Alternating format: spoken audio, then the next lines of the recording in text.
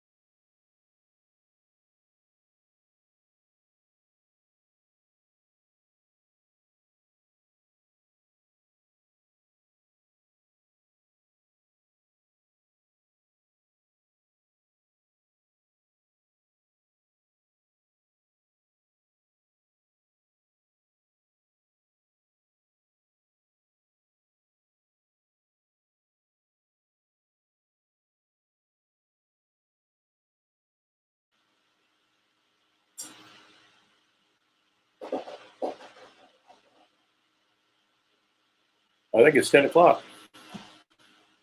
Well, my oh my. Well, I am David Greg Taylor. If you are on here, welcome. I know it's early in the morning. I'm looking on my Facebook phone. It's up here. So I figured everything must be all right. And let's see.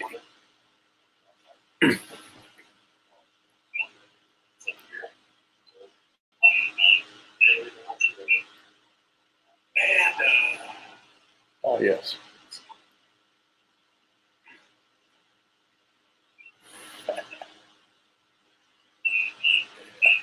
10-second delay. Hello? Okay. Maybe. Okay. So, this is my first day of doing this. So don't expect Hollywood out of me. Okay? I'm a 67-year-old retired school teacher who, back in the 1970s, was an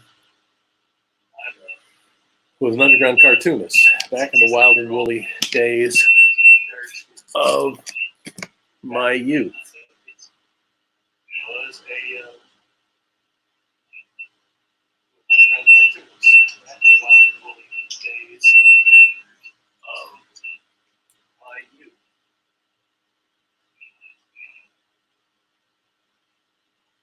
Oh gosh. Okay, I'm getting. It was like live TV in the 50s. Anyway, hopefully, this is working. Let me see. Let me see if I,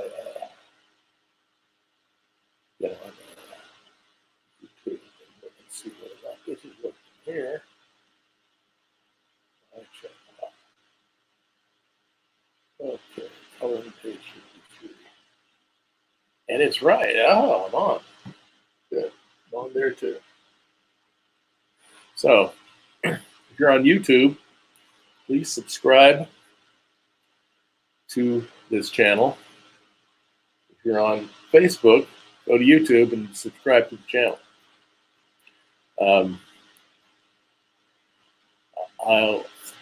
I don't know if I'll keep Facebook all the time, because YouTube is kind of ubiquitous.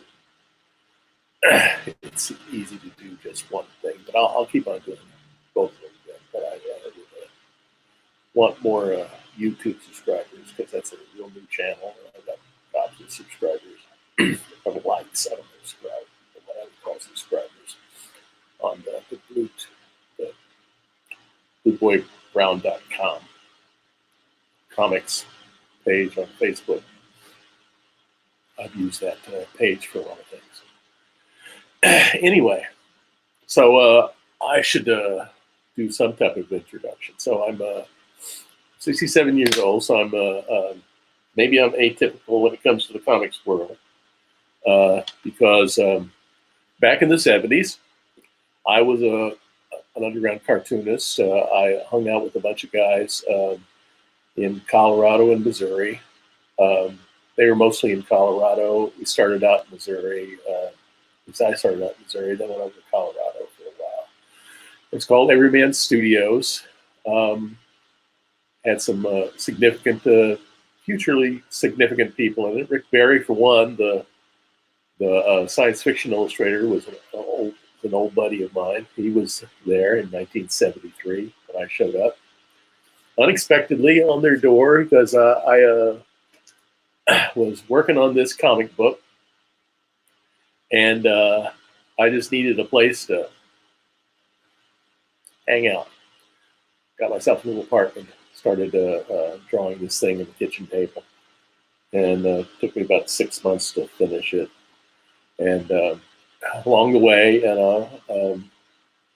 got to know all these guys that I really hadn't met before, because I knew one of these guys, Artie Romero, went on to become an animator, still doing animation, really good stuff too, and employing a lot of really young, great animators, and mentoring an awful lot of people. So a lot of good stuff come out of him. Got to know these guys, and then I went back to Missouri and finished it up, and then I tried to hawk it, and the underground comics world had just gone to the tank. Just my luck, but maybe it was okay.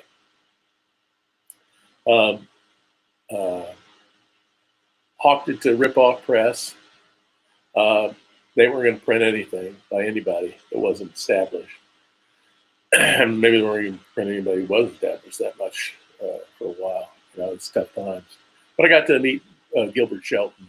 Spent a morning or afternoon, I don't remember what it was, August of '73, watching him do a Furry Freak Brothers weekly comic strip. Really cool.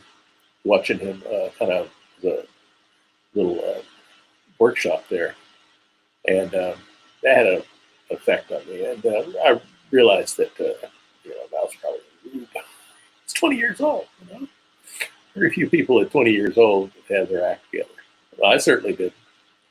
But hey, I was young, and I eventually, I finished up the book was finished. It had color separation and everything. I had learned to do color separations along the way. Just, I don't know how I learned how to do color separations. I don't remember, but I had done an experiment in which I'd done a mock cover for Yellow Dog, and I sent it to the people who do color separations, which I guess that would be a printer. That's 47 years ago.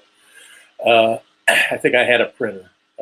Some guys I knew worked at this printing shop over in the east part of town, and they did this and looked great. So I did my color separations for Hobo Stories, and they came out okay.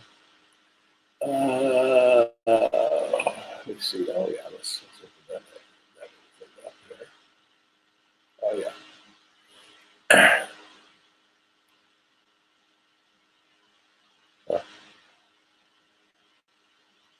So I guess I'll use that later on. And so, in fact, this I'll just show you. Um,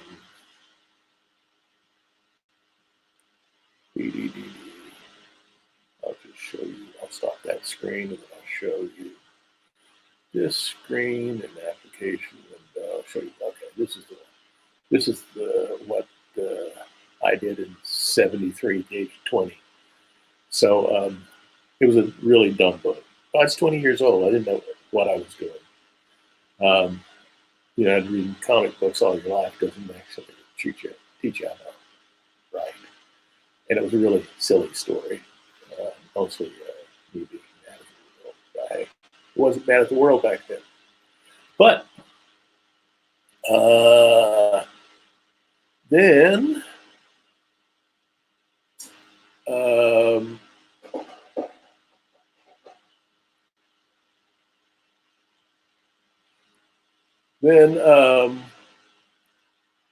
so I just kind of gave the whole dang thing up. And back in, let's see if I can fix that. So hide folders, good. Then hide.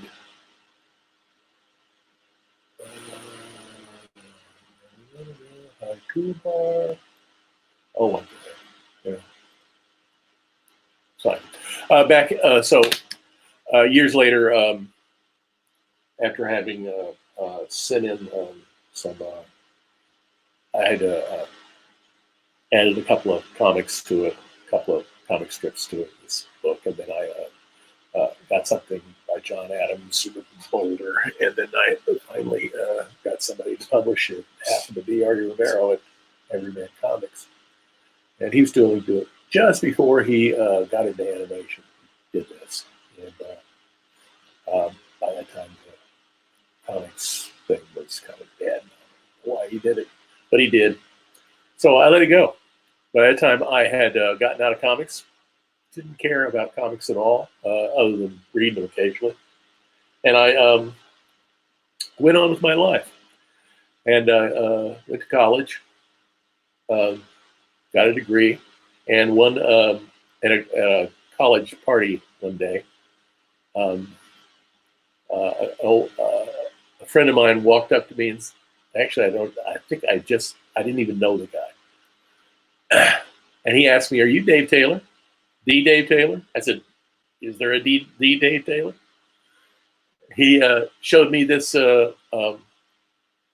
this article in Comics Journal that mentioned me, and yeah, it said it was right. He must have gotten the information from Marty. This is by Dale Luciano, and I think he's a theater professor at the University of Oregon. I think he's retired, and he wrote that it was here's the part that kind of got me. By the time I just said, "What's that going to do for me?" But the story seems a tired holdover from the '60s. It sure was. Taylor's drawing style was crisp, precise, and fluid, suggesting a major talent. I said, "That's nice," but at that time, I did not know. I was completely out of the loop. I think graphic novels had come into was just starting to do a thing in over the mainstream, I think, which I never got into. Batman, all that stuff that Frank Miller did, which we all love. But I didn't know anything about it because by that time I'd become a printmaker. I was doing etchings. My man was Rembrandt, a little bit of Picasso's classical period. It's Godard Suite. Boy, it's nice. Some things that he looked like he knocked off, but he had to do 100 etchings to be able to pay for some Cezannes that he bought from his dealer Godard. And I don't blame him. I'd do 100 etchings for a couple of Cezannes too. So those were the people that I looked at, and I just absolutely adored. And so I got a degree in printmaking and degree in painting, a double degree. And then this is at Missouri State University in Springfield, Missouri. And then I ran off to New York City to Pratt Institute and got a painting degree there, a master's degree there, and had a wonderful time in New York. Really changed everything. Not so much through art, not so much through the visual arts, but actually through theater. I got to know Rolf Fieldy, the theater critic. He's a drama scholar, more of what he was. He had taken the last 12 prose plays by Heinrich Ibsen and translated them. They were the best translations because he knew Norwegian like nobody's business. His grandfather had been a personal friend of Heinrich Ibsen's, and Munch, and a lot of artists and everything. So this is like the LD was a major deal, big deal for me. He was the founder of the Yale Poetry Review, really one of the nicest people of all time. He befriended me. I used to go to translations of his plays on off-Broadway. Really, really nice. Saw some really good stuff. And hey, you know something? That helped. I think that helped with the writing, which I had. I felt I was very deficient in when I was young, and I worked on it. And this whole thing, if I'm going to get back to Blueboy, started about 15. I don't know exactly when it was. I don't remember, but I wrote this one little one-page story based upon a character that I made up that was loosely based upon people I had known or had heard about, mostly in my family, because there's in my family there was this near giant, about 6'8", 6'9", and he was my grandfather's brother. And so I just built this story around him, which I'm going to use that part way, way down the line. So I'm not going to talk about it right now. But I just put it aside, and then I about 5 or 6 years later, I started building a novel around it. And then I put that aside because I was teaching. And this is something my printmaking teacher in graduate school says, David, don't ever become a high school teacher because it'll drain you of every drop of energy you ever had. He was right. I would do projects and fits and starts, but then the kids would take over because the kids were number one. This is something, if you've ever been a teacher, you know this is what's going on. You plan for your retirement, you say, I'm going to retire. And then some kid walks in the door. And you realize this kid, without you, without some direction, he's going to go down the tubes, or she's going to go down the tubes, or she's not going to do as well as she was. Anyway, you start caring about what happens to this person or this group of people. And it's many, many times it's been a group of people that was just, or they were just so fabulous, so amazingly smart and talented and everything. You just had to stick around and see what happened. And that's what happened until about 2016. Finally, I got a break. I didn't have anybody in school was just keeping me there. And so I retired. And then I what did I do? I did a lot of Lord of the Rings inspired drawings, which I actually have on my YouTube channel. And then I about August of 2018, I was looking at this old novel. I said, "Man, I'm never going to get this thing published. If I was going to do it, it's going to be self-publishing. There's like about 45 million books out there, you know." And then I started drawing this character, my grandfather's brother, and it turned into Blueboy. And here's the picture of Blueboy.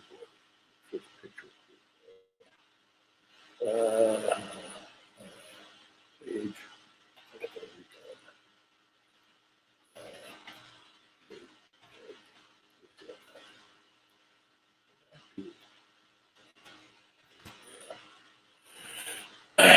And dang if it didn't turn into. I said, "Well, I might turn this into a comic strip, a comic book, a graphic novel." So I started working on it and working on it and working on it, and it turned into something.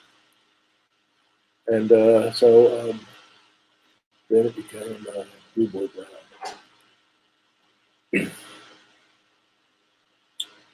Let me see. Okay.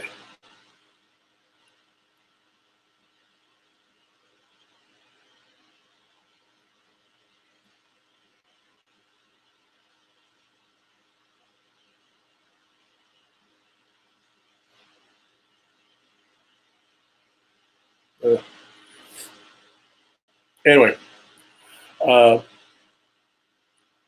so I've been working on this for a couple of years. And the first I started was doing pages. I had to get back. This is 45 years since I'd done a comic strip. So I had to get my chops back. And then around 30th page, I said, I gotta plan this out a little bit better. So I started working on every page as a small in my sketchbook, and I started doing this. Just little, not so much thumbnails, actually pretty fairly developed drawings, and like this, which is I recently published these 2 pages. In fact, that actually is actually what it looks. But and then of course take them into Photoshop, and it becomes a lot more complex. Anyway, so I'm sure I'm boring the living daylights out of everybody, if anybody's even here. And post a comment so I know you're here. There's any chance anybody could post a comment so I would know they're actually there.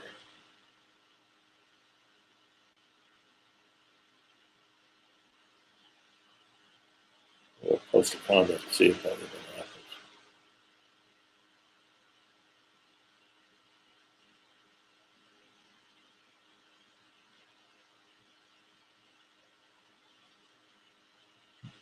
Probably nothing's going on.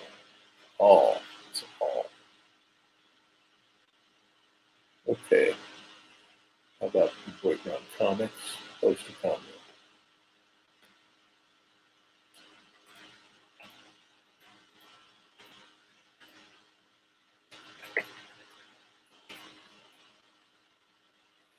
Okay.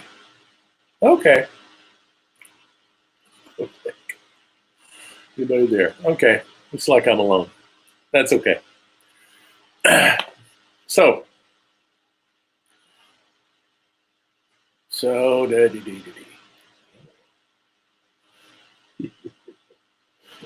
spectacular. Anyway,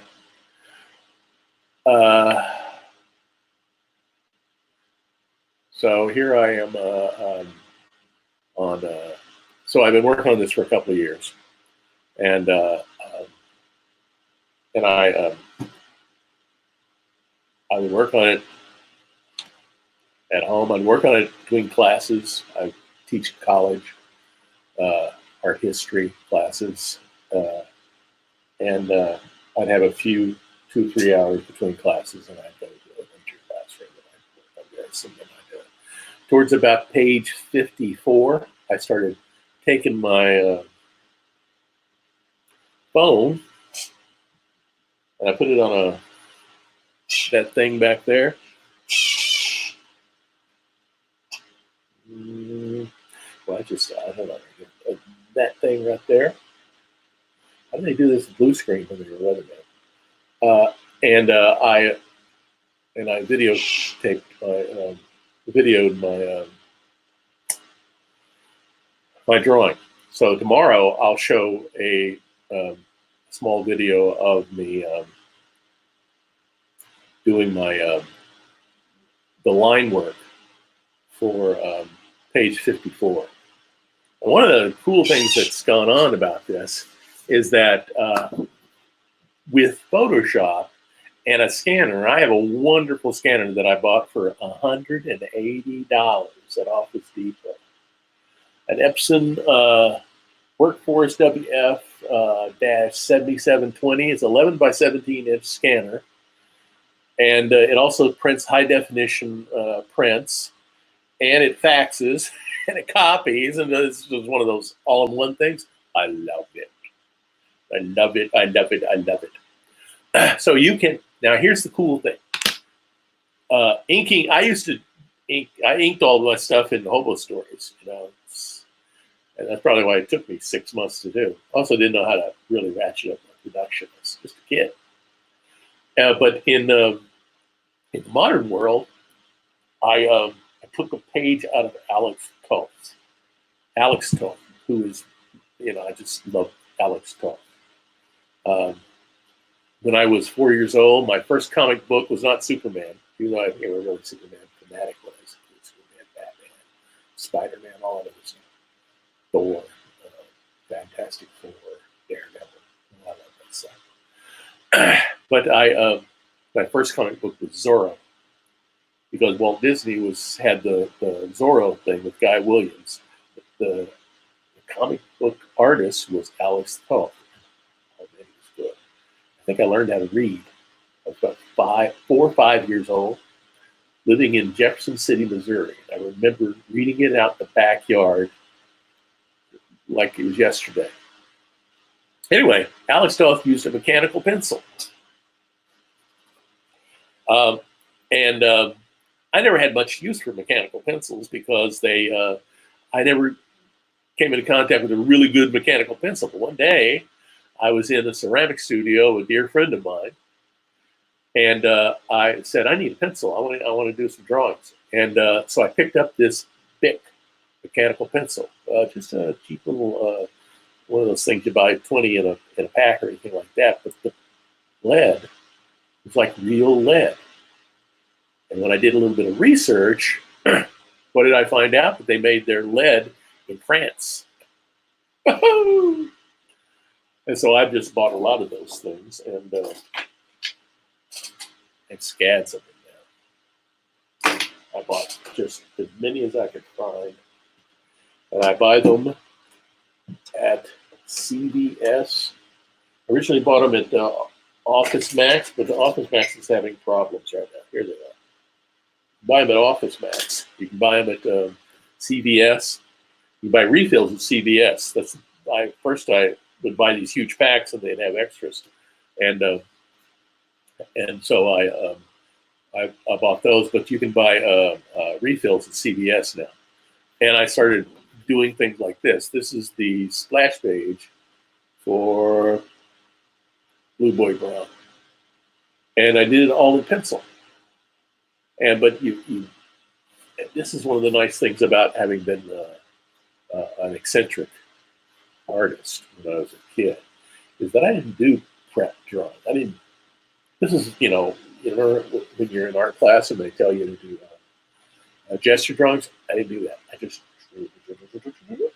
and that had a lot to do with Picasso's classical period. It was like, I was just stupid. But so I developed this thing where I have the image in my head and I just draw it. Well, that's the way I do it now. The cool thing about it is until you get it right, you just keep on erasing.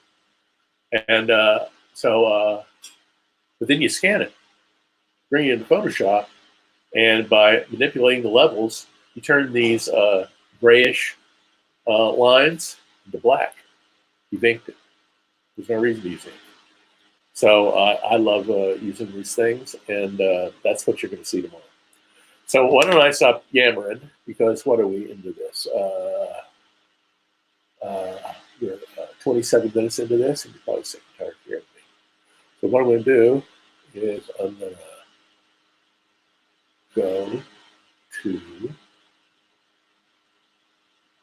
stop this screen.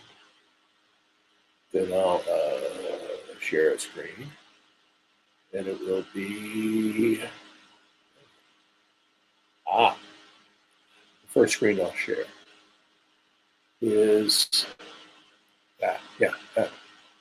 this is I did a test run last week, and I think I got some of this, and then I just I did a screen capture, screen movie in QuickTime, which tomorrow you'll see that I goofed up in one of them and had to, so I just, anyway, this is what I did. Now I'm in Photoshop here,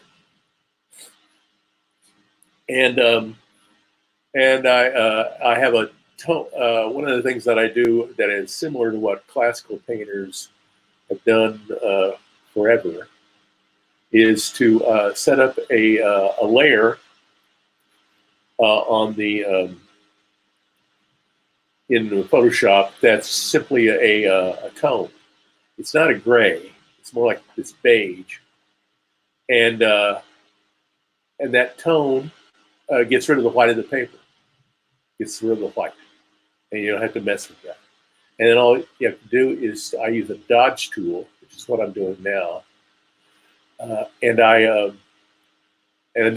I get the white,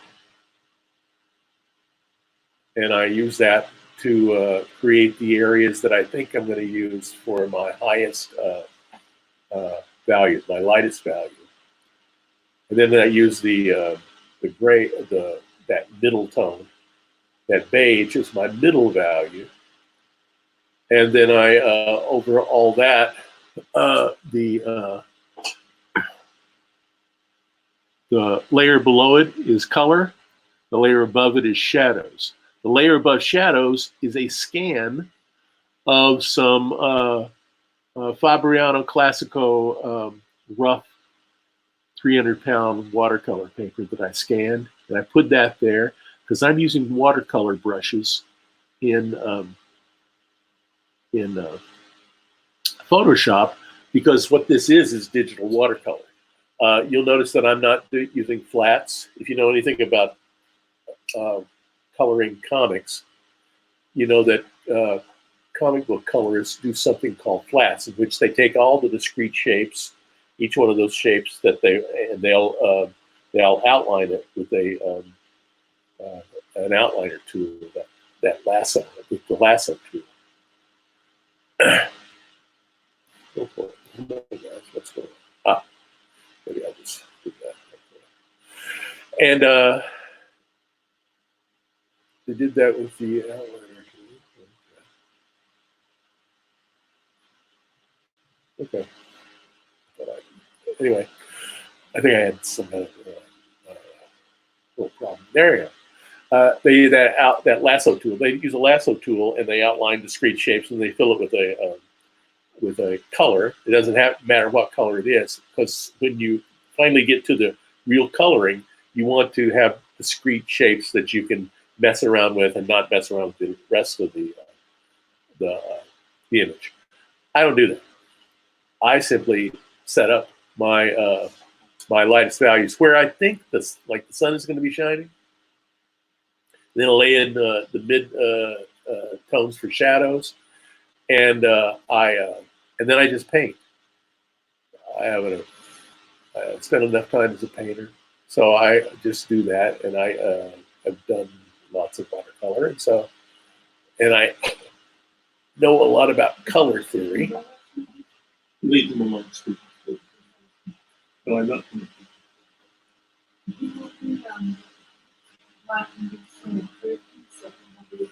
Somebody saying something? I'm not doing that. Hello, say something again.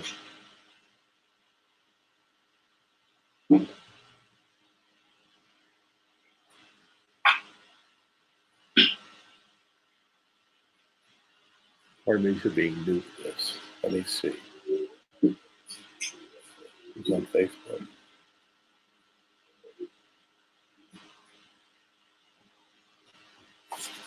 That's what the problem is. I got the wrong one. I got the wrong jack. Okay, say it again, please. Somebody had a question. I can hear somebody.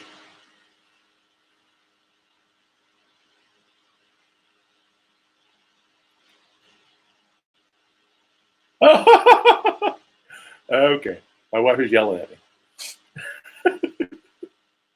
Okay, I gotta turn down the volume of these things. Oh, Jiminy Cricket.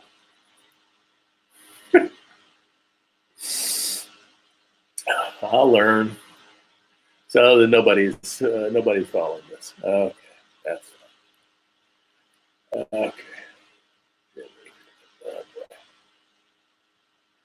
So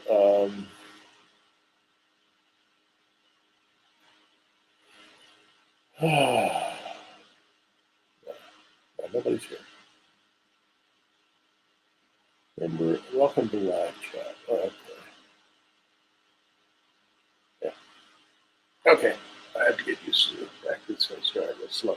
Well, it's best because I forgot to turn down the volume here, and then my wife was talking to me in the background in my first video. And what happens is that after I have to turn down the volume for these videos so that you don't have to listen to us having a back and forth. You know, married people have a tendency to talk to each other and say, "What are you talking about?"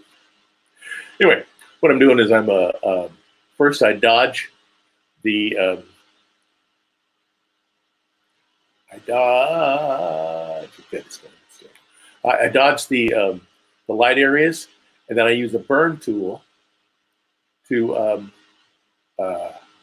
darken the areas. I wanted to darken that area in the front where those two guys are, and make that sort of like a subordinate area. Make the guys in the back to be the focal area by using bright colors, and then just use a monochromatic system on those guys in the front, but still make them enough so that you can see them. You know, which is I've seen that a lot. I have a tendency to do with it seems, and I noticed this, and maybe it's an unconscious thing, is I pick a color theme for each little section. The section just before this, Grandpa Gets a New Wife, is mainly browns and grays, and then the main pure color is Mrs. Hartman's purple dress. In this, the main thing is everything's oranges and browns and grays, and then bright blues, aqua blues, and ultramarine blues, and the sky. And then I use this. Then I use the tone of that beige to knock down some of that blue, so it becomes since it's a warm color that has a little bit of red orange in it. It's really a light tint of red orange. The fact that there's an orange in it means that if you put it over a blue, you're going to get a muted blue. And all you have to do is to take away some of that beige to get to that pure blue, and you can do some cool things. But you'll see in a little while. And it takes a while for me to get through this. It's like an hour and a half or something like that. So you can go and eat breakfast and come back and see what's going on. If anybody ever gets on here. Oh my. No, nobody's here. Everybody should be getting on here. Okay.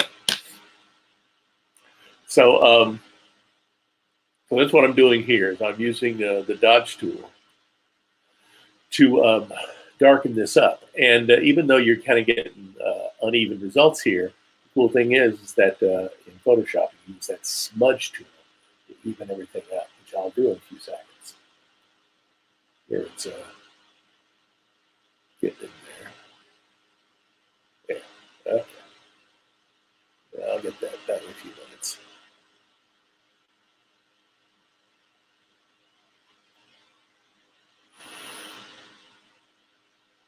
Yeah.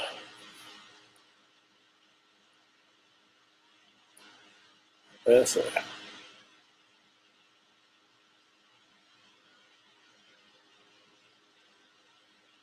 So where do okay, there's I'm highlighting the smudge tool. So now I'm smudging it, which is the cool thing about this system that I developed in Photoshop. That I'm using these watercolor brushes, which are a good facsimile of what happens when you lay down wet color on paper. And then what I love is that you get the white paper back, which you can't do in watercolor. Like I better say that real quick. What I love about it is that you can get the white of the paper back using your eraser tool or a dodge tool, which you cannot do in watercolor. But this is the digital world. You got to take the good with the bad, and this is one of the goods. So the smudge thing is that if you're a watercolorist, you know one of the things that you have to do when you lay down a stroke is that if it doesn't behave the way you want to, you mess around with the edges. You make the edges either diffuse or hard, and that brings them forward or shoves them back.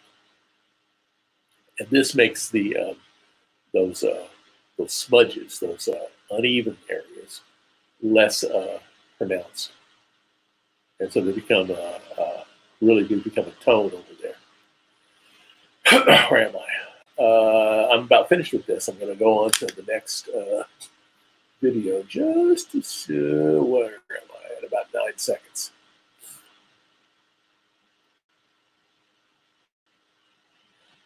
Which one do I have? Okay, and I want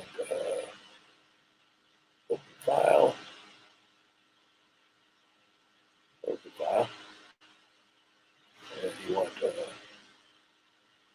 return.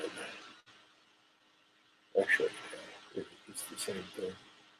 But I want, yeah, that one. Okay.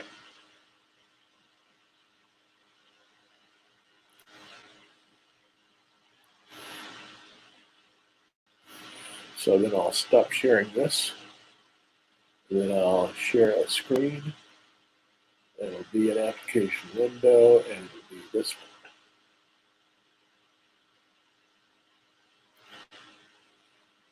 one. Now I'm back to it.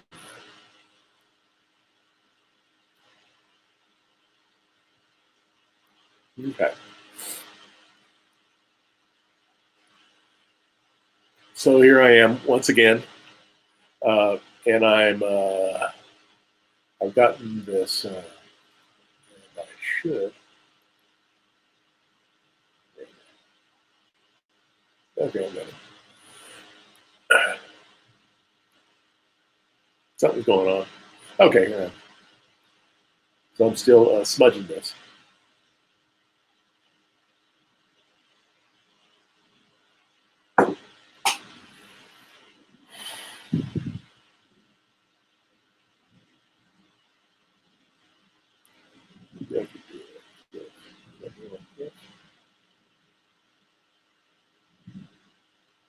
No, sorry.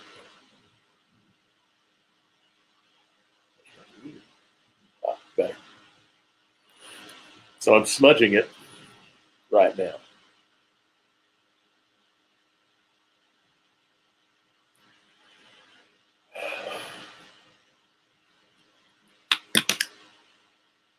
And that'd be what I'm doing for the foreseeable future.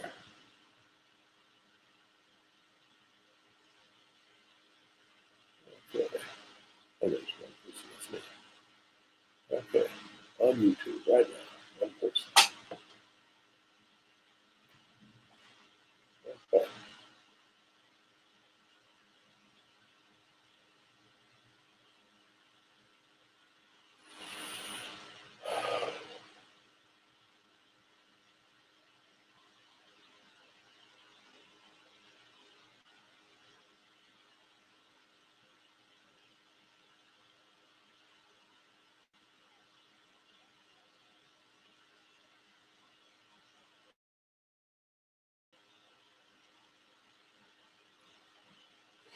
Oh boy.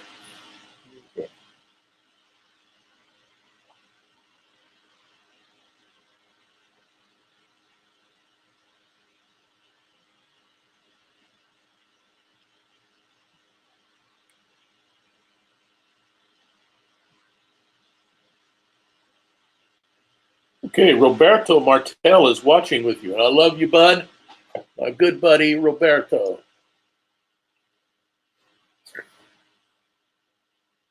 Thank you for being here, Roberto. Getting lonely. Anyway, I'm working on this, the foreground of this page 53. And right now I'm just smudging what I had burnt to make that beige darker, the darker value of that beige. So it becomes more of a real kind of light brown. And then later, I'll, when I add color, which will happen someday, I guarantee you, it will happen, and that'll add some richness to this. Eventually, what I try to do, and this is, I mentioned this earlier, is that every section I come up intuitively. I don't plan it. I come up with a here you see there's one of my color schemes, which there's a bunch of oranges and blues and grays, and it's almost like a little Disney thing.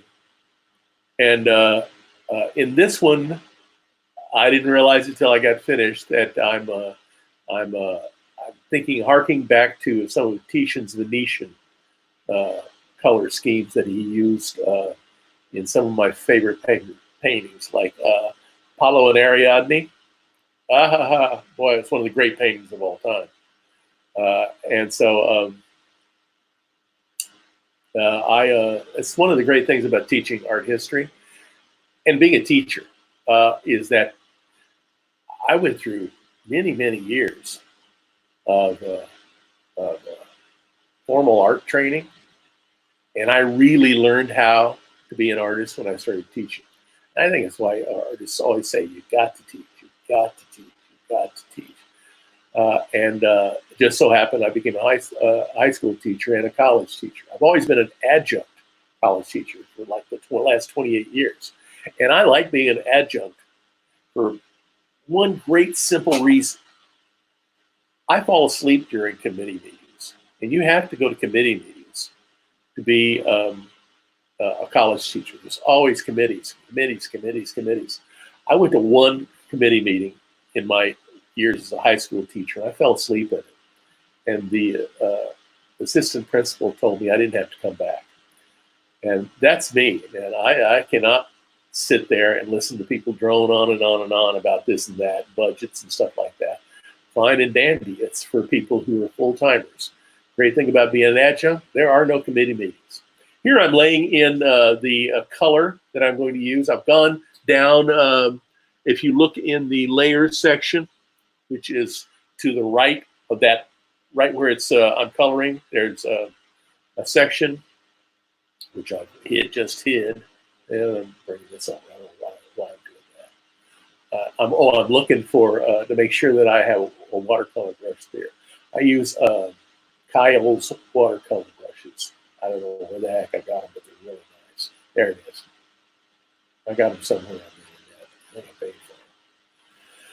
It was worth the while because they're really nice watercolor brushes. And so, and there it is, really big. I have to get it smaller. But right now I'm using the color layer, which doesn't affect that tone. That tone's going to just stay there the whole time. And I lay in everything very roughly, because you can lay it in roughly, and because since you can't really mess up a digital painting, as long as your computer doesn't crash, cross your fingers, hope to die, you'll be able to come in and fix all the edges. Where the edges are a little bit raggedy and everything, you can either soften them fill them in, harden them, whatever you need to do. And here's the thing: I am not a current uh, comics guy. I'm a '60s comics guy, and back in the '60s, the coloring was primitive compared to now. It wasn't like Prince Valiant, which had the most gorgeous colors. You read Prince Valiant, and their colors are perfect. The way, anyway, they're perfect. Whereas in comic books, there was always something going wrong with the register. You have to register each. Something I learned as a printmaker is that when you do a multicolored print, you have to find a way to register the colors so that you don't get these areas that are mismatched or the color is shifted over, and that happened all the time in '60s comic books. Which, hey, it's nostalgia for me. I kind of love it. That doesn't bother me at all. I love those old Superman where he's got his symbol on his chest, and then the yellow or the red is way off and everything like that. I said, somebody made a mistake at the printing press. And it's usually a mistake that the printer made. Because no editor is going to let the colorists get away with that and just send it off to Galesburg, Illinois. This is where they were all printed. Galesburg, Illinois. Actually, I'm getting my when we go to press and I do print editions of this, I'm going to have mine printed in Illinois too. And I love that. I'm going to have it printed in the United States because the shipping's a whole lot better. And the only alternative is to have it printed in China. And I'm not doing that. I have it printed in the United States.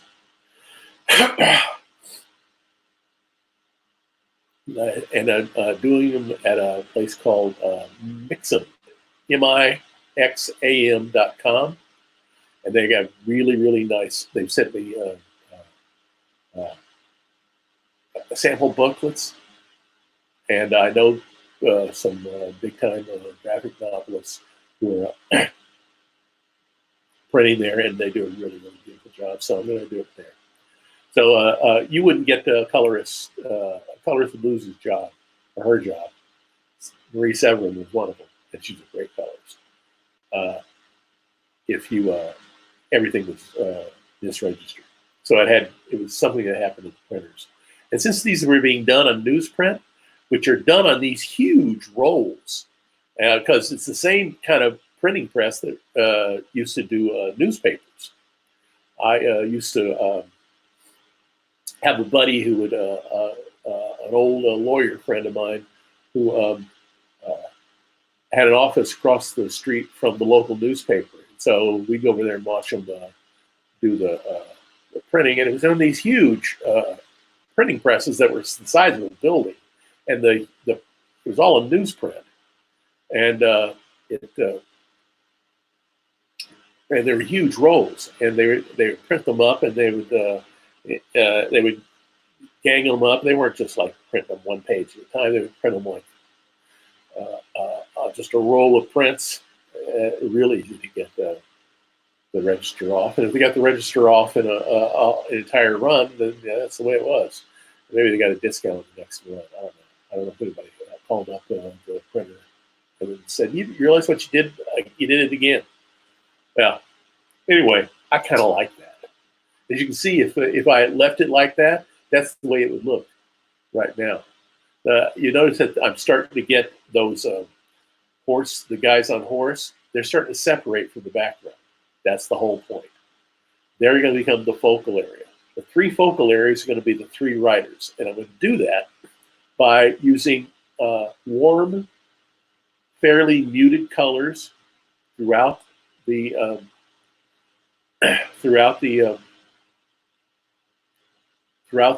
page, and the pure colors are going to be their jackets. It's going to be an aqua green, aqua blue.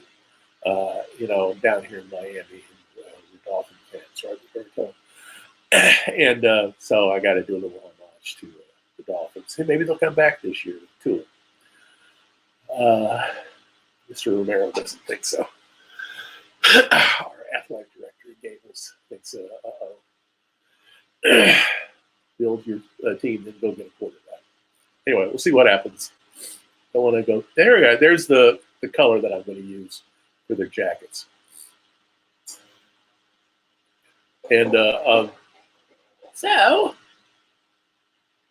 now you'll see me coloring Blue Boys. Now the cool thing about this, because it's a watercolor brush and it uses watercolor effects, every time you go over it, you darken the color, you deepen the value. You can change that as you go along. But as you do it, as you can see, I go over it again, and it darkens the value. And I'll play around with that as I go along. And I'll try also to change the temperature of that blue with each jacket. Not make it the exact same blue. See how I change it just a little bit for Paul Brown's jacket. Just change it. Now I'm going to do his jacket. And it's going to be slightly different. It's something I learned in school from one of my teachers. I don't know who it was. Maybe Mr. Kiefendorf. Or Wade Thompson, one of the two. Said, if you're going to use a red, don't use the same red everywhere in the painting. You have to change the temperature of that red. Otherwise, it looks like they're all on the same plane. So that's one of the reasons why you change the the temperature, the color mixture of these aqua blues, because if you don't, they all look like they're the exact same level. They won't play around. There won't be any push and pull. And push and pull simply means the coming forward or the going backward of a color. A color, when it's warm, will usually advance. When a color's cool, it'll usually recede.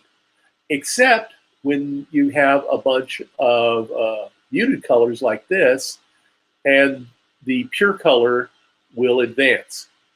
But you don't want all the pure colors to be on the same plane. This is a great thing about being a teacher, is that you have to learn color theory. You didn't catch on color theory in college, you catch on when you're teaching it. And when you start to buy better materials, when you're a student, you don't always have the best materials. When you become an old man, you say, hey, I'm going to get some good stuff. And that's what happens here. And so now I'm putting in the color of Clementine, Blue Boy's Mule. And where am I doing here? Oh, and then I'm going to change slightly the color for maybe Joby. Or am I going for the color? Let me see what I'm doing here. What I may be doing is messing around. Yeah. Let's see.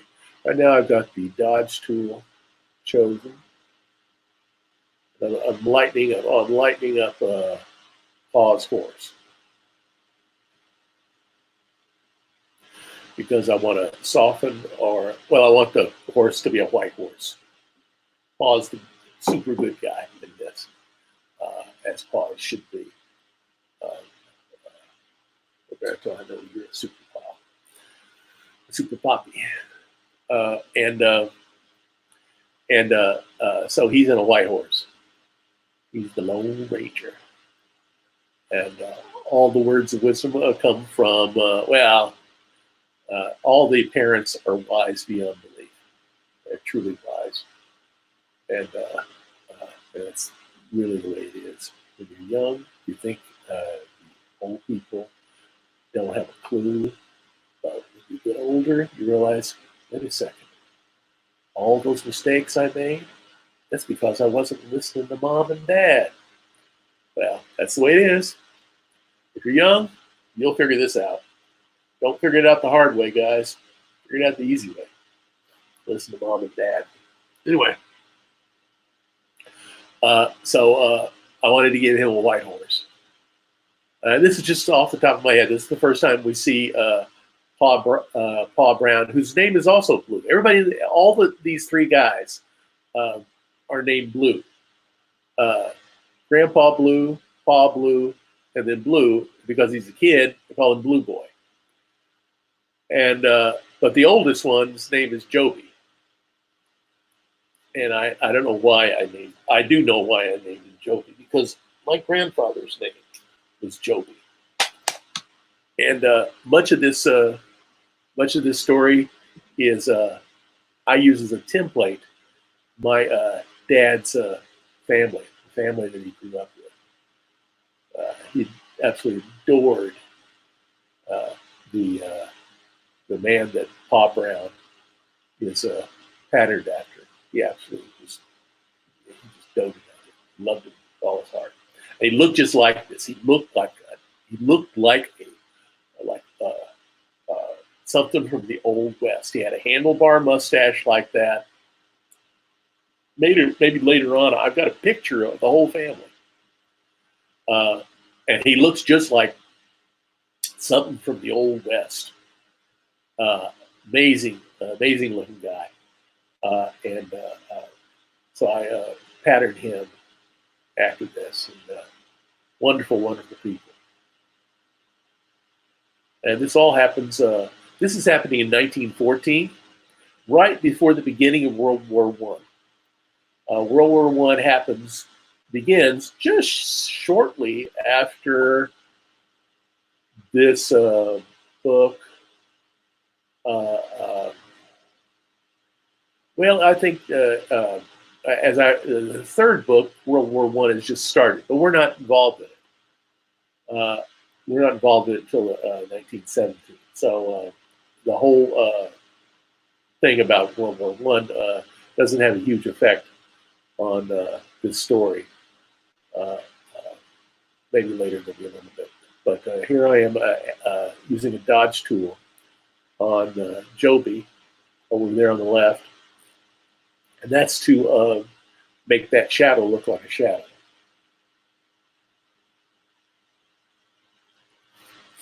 And where else am I going to do that? Eventually, I'll have to look at. I'm looking at the tone. Okay, I don't know how to do that. Anyway, probably just got rid of it. I got rid of that middle tone.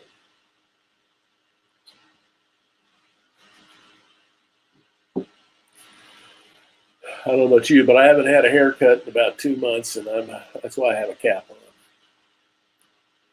I did some video of myself, and it was just really bad. You know, so cap's a great thing to wear. Not bald yet, but Barbara keeps saying, it takes less and less time for me to cut your hair. It says, don't rub it in. You've got a full, great head of hair. And I know my dad, when he got into his 60s and 70s, the hair started thinning out. He had a great head of hair for many years. But hey, I've had my time to say. So what am I doing here? Okay. I'm in the color phase, and I'm going up real light here. And that's so that I can color Pa's pants. Yeah, color Pa's pants, and so I'm probably coloring Blueboy's pants. Somewhere around here. Let's see if I'm coloring Blueboy's. Yeah, I'm coloring Blueboy's pants. Blueboy wears short pants because he keeps growing. He's been growing since he's about 8 years old. And Ma said that she'd make him some long pants once he starts growing, but it hasn't happened yet. So he looks like Blue Boy from the painting, except he doesn't wear silk shirts. And then I'm sticking in the ground color down here because I forgot.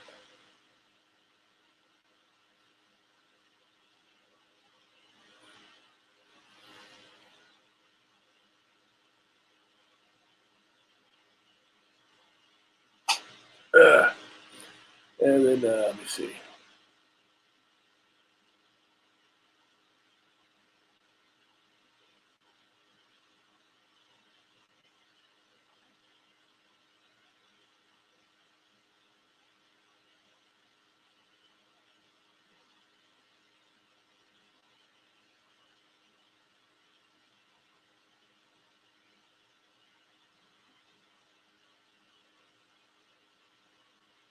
Okay, no.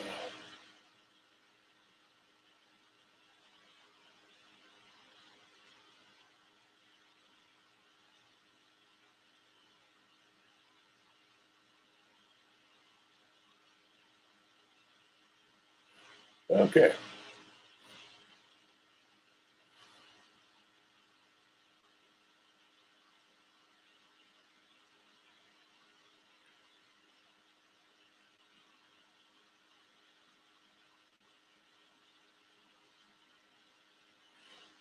So now I'm putting in the sky. The sky will take the big production. I'm filling the whole thing in, and then I'm going to dodge it and burn it.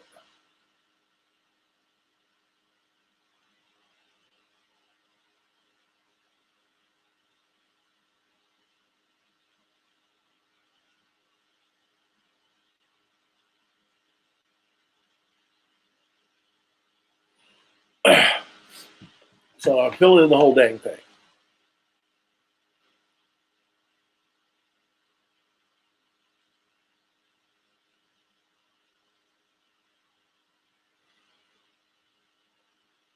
Filling in the whole dang thing.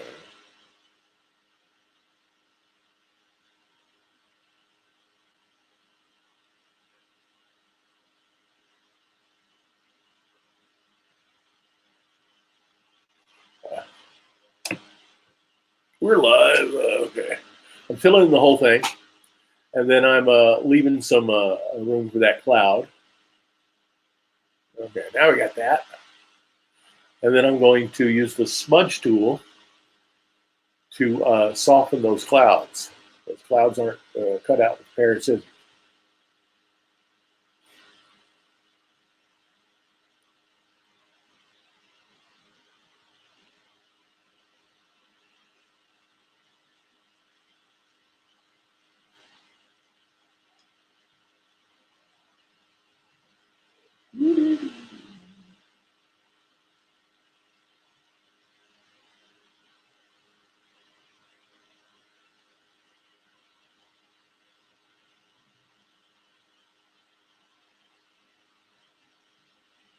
So it gets to be a little less.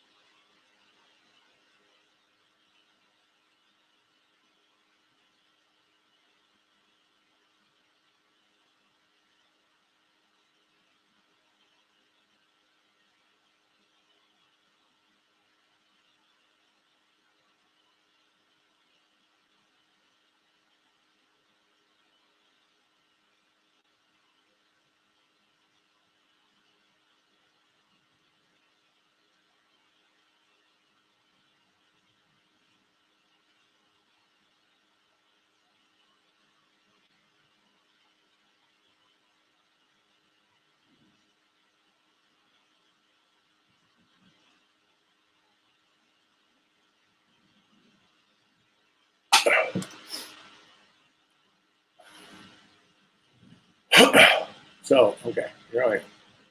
So I got the, and then I'm getting rid of some of the blue in there, and then it's gonna be a seesaw thing between the tone and the color uh, layers, so that you get so some places it's muted, some places you get pure color. In the long run, kind of works.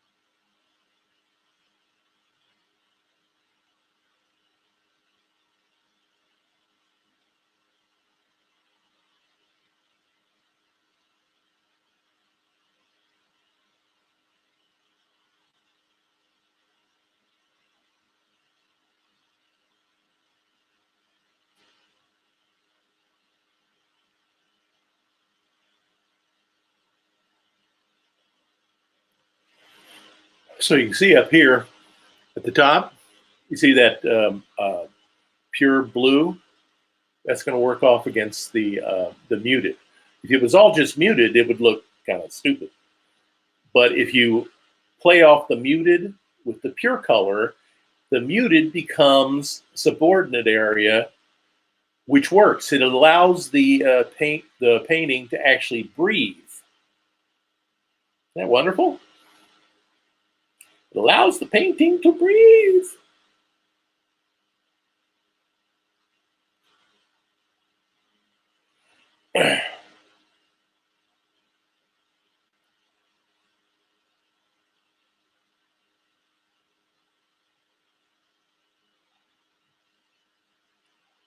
No, no, no, no.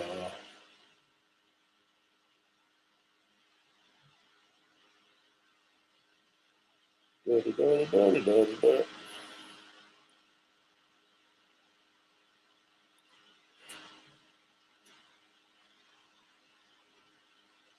sending notices to all my buddies to tell them I am live on YouTube. YouTube is my preferred platform, though since it's available, I'm doing it to Facebook for the time being.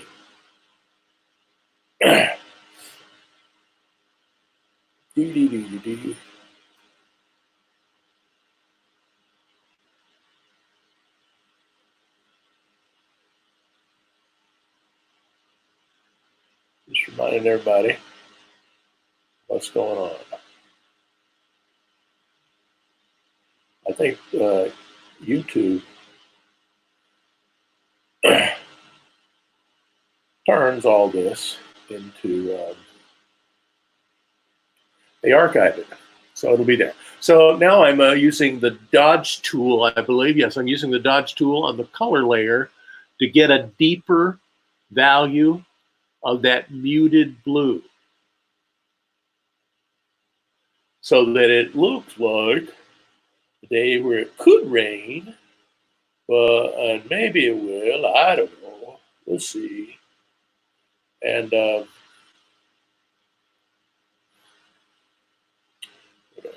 me on Facebook that I can't do this anymore. Oh, well. So maybe I should just stop while I'm ahead. Yeah.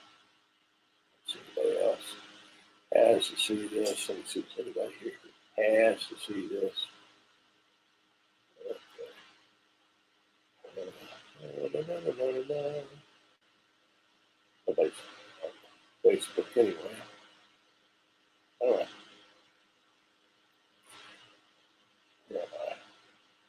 Okay. So, as you see, I'm starting to get there. I'm starting to get there. It's still a little bit flat. I'm going to have to play around with it. I'm not sure what I'm doing right now. What am I doing? I overlapped that ridge there with blue. I'm going to fix that eventually.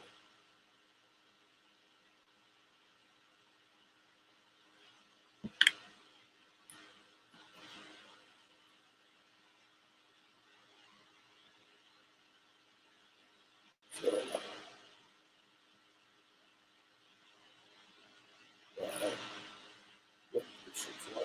back to the left.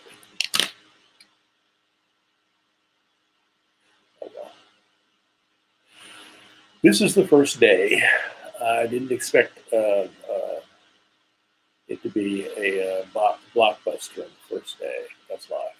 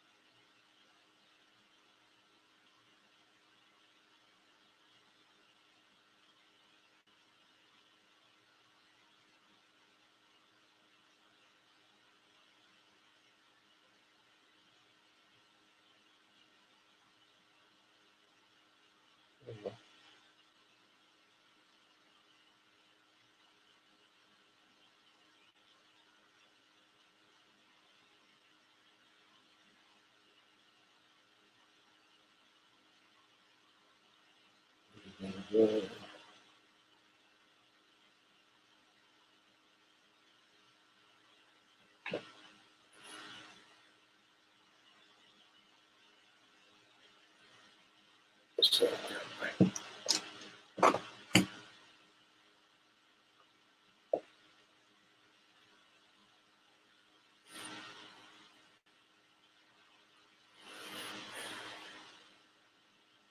boy, at this rate, I'm going to have time to make myself some coffee.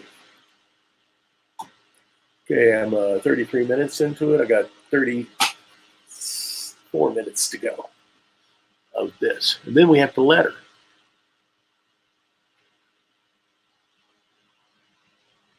And then I'll letter it. So it is starting to become a credible. I think in the end, I forgot to color in Joby's sleeve in this video. I went back and fixed it. So what I'll do is I'll show the finished version that I get. Well, I think when I letter it, you'll see that I fixed it. One of the great things about Photoshop and Illustrator, since they're made both by Adobe and I'm using Creative Cloud, when you're working in Illustrator and you see, wait a second, I made a boo-boo there. You go into Photoshop and you fix it, you save it, you go back to Illustrator, it updates it automatically. Isn't that beautiful? Wonderful. So I stick in a line of color there, a brush stroke, and I play around with it, smudging it. It's very similar to hitting it with water in watercolor. Or taking a Q-tip, which is one of my favorite things. It's wetting a Q-tip and running it across an edge, does the same thing.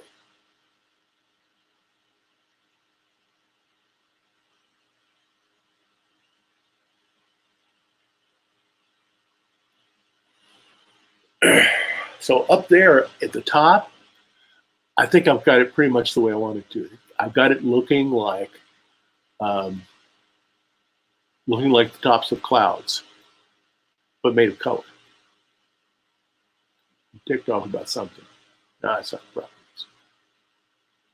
No, it's not properties. Something else. What it is, I think, is that I'm looking for my brush sizes. And my brush sizes have kind of disappeared. And I think I went over and I changed my workspace to painting, which didn't work very well. I eventually go back to the way I always do it.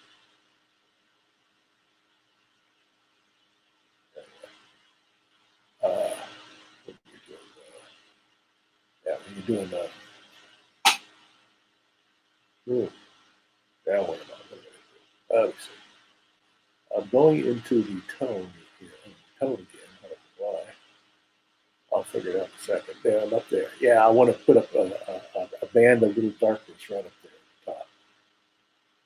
Right at the top. Above work, I'm messing around with darkening that up a tiny bit.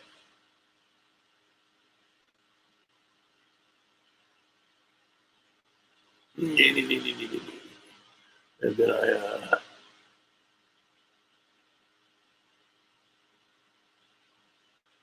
I hope I take that brush section and bring it down. I figured out a way to get past that. I didn't have time to investigate everything that was going on. I left my workspace and said, I can start painting, and I'll do it. It'll give me a toolbar that I don't recognize. Yeah.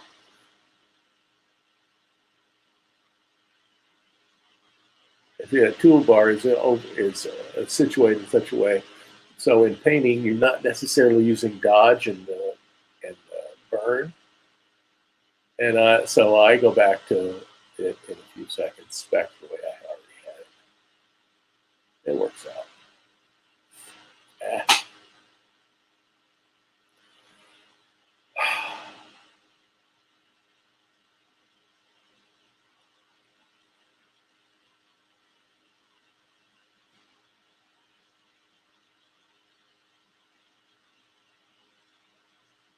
Da, da, da, da, da. Yeah. Okay.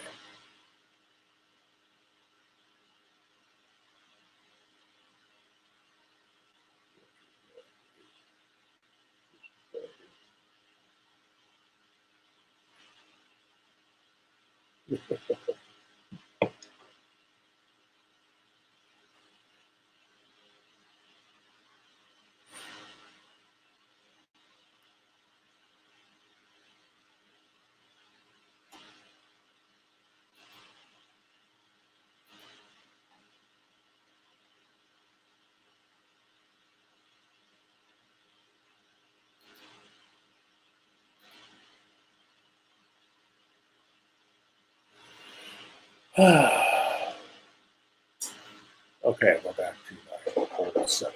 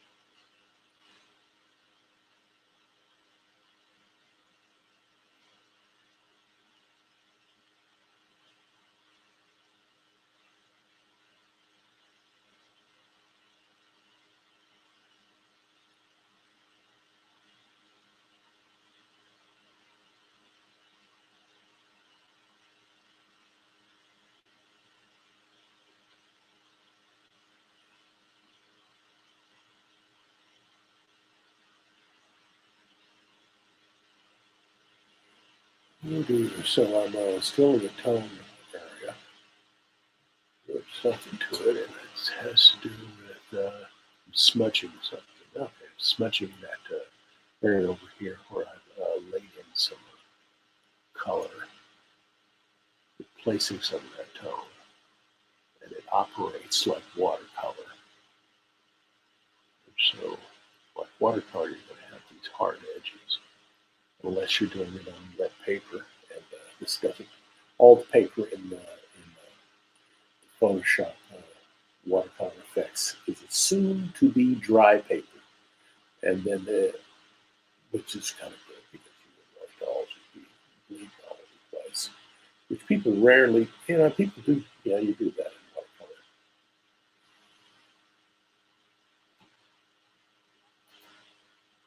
What else do I have? I should show this. BlueboyBrown.com. Go to BlueboyBrown.com. Go to BlueboyBrown.com. Go to BlueboyBrown.com. And read the comic. Later on, I think right at the end, I'll open up a file I have where you can actually read the comic reader.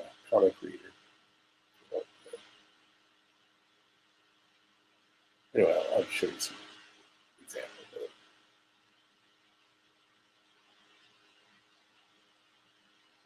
it. This page here was published this morning at 4 a.m. So the whole kit and caboodle is finished, and you go take a look at the kit and caboodle when you get finished, and take a look and see whether or not it corresponds to what you look at.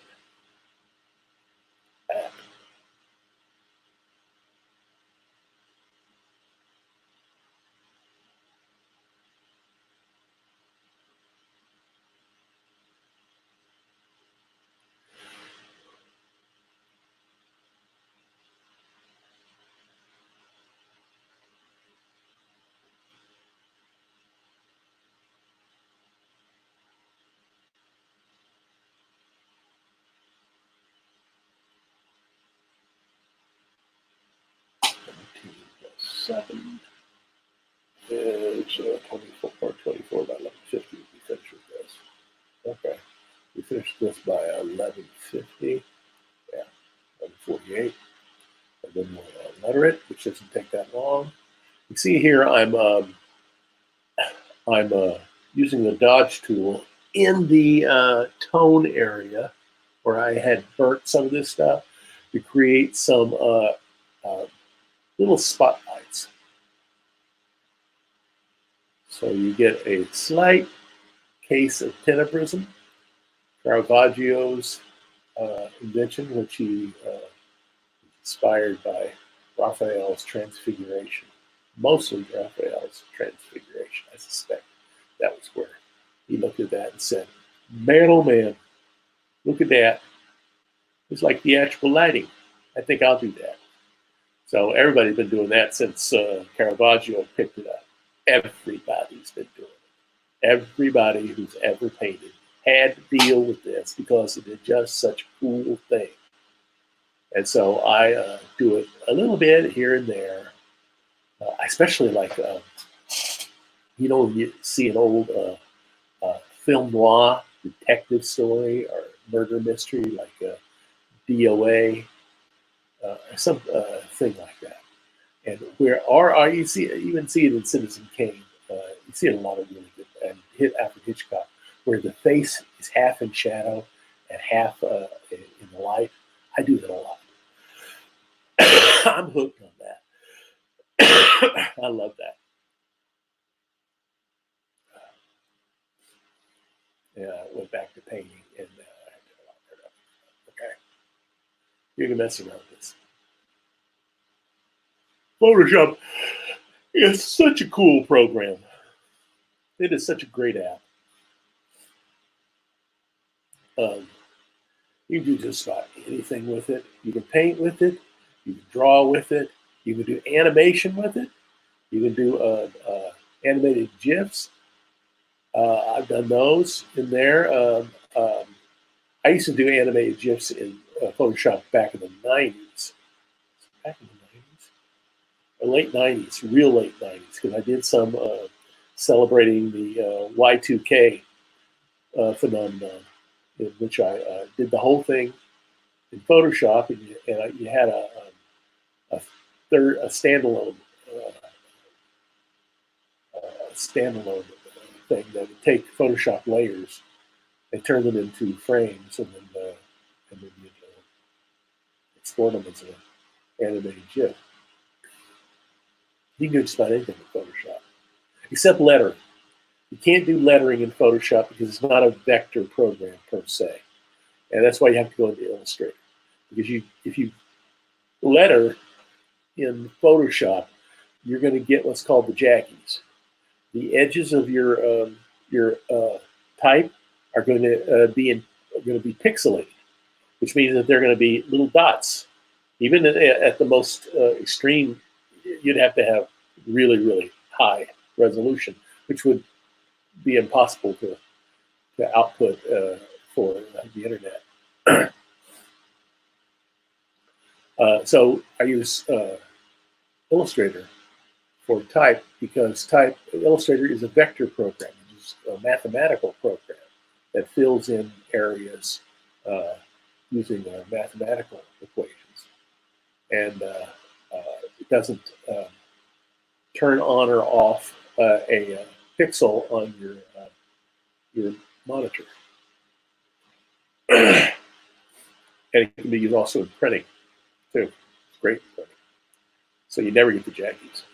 You get a straight, crisp line, and but Adobe makes Illustrator also.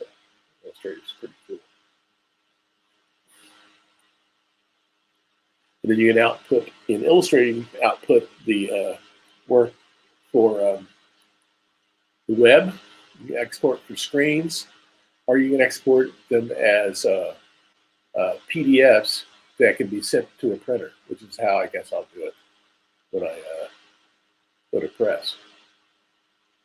See how I'm doing this? I'm laying in these shadows. So I'm getting some higher contrast in this foreground, which will enable me to create this as a subordinate area, but I get to cheat a little bit and have the guy in the foreground, the guy that handling this big log or limb. Have you noticed that they don't just drop out? I don't want them to just drop out.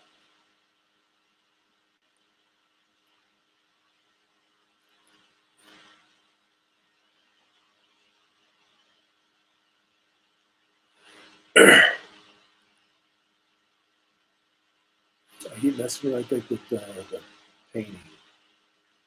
The smart numbers. No. Oh, don't do that.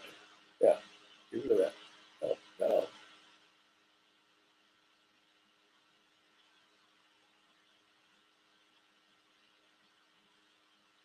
I can fix that. Yeah. Anyway.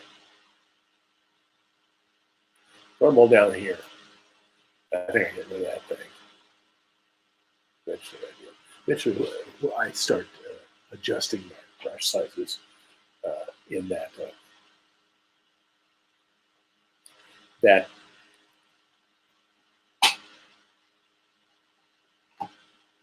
here, that thing down here. You can actually adjust the brush sizes. I'll fix it eventually. Probably not today. So this is part 1. Then I have part 2 also. Yeah. Part 2 is the bottom panels. And since I'm the only one watching, it doesn't matter if I'm wasting everybody's time.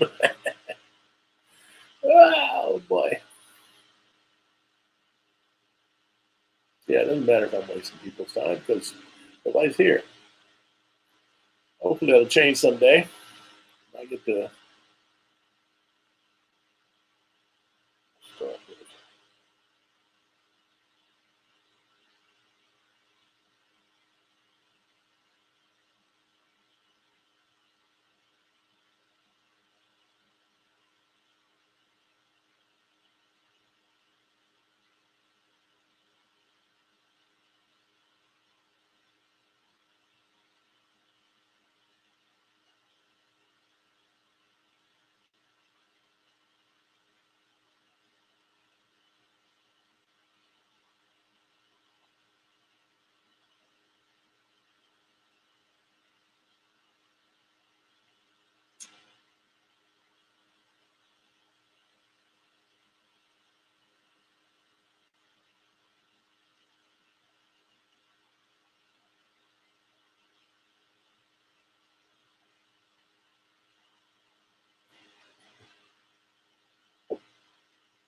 And now I'm laying in shadows.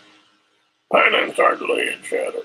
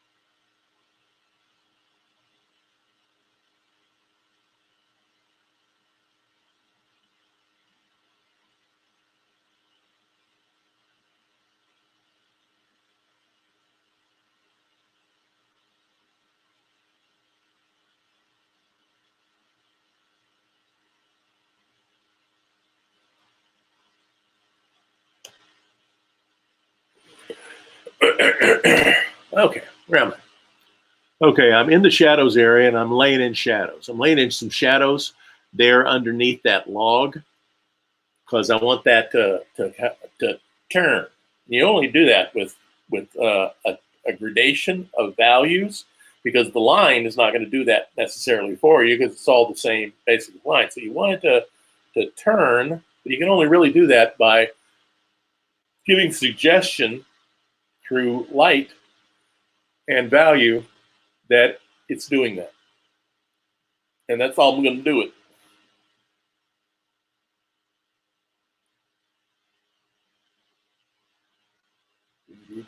Okay, I've got 14 minutes. 14 minutes. One other thing about YouTube is that it's going to archive these live broadcasts. You can watch them anytime during the day. And when you do, please subscribe to my channel. I need this because my eventual idea is to build just this little boutique publishing company that will print this 9-book series. And I'm going to take anything I make on it, I'm going to reinvest it into this little publishing thing. And if it ever becomes something, fine. If it doesn't, well, you know, give it the old college try. I'll leave the whole thing when I pass out of this world to my niece and nephew and their babies.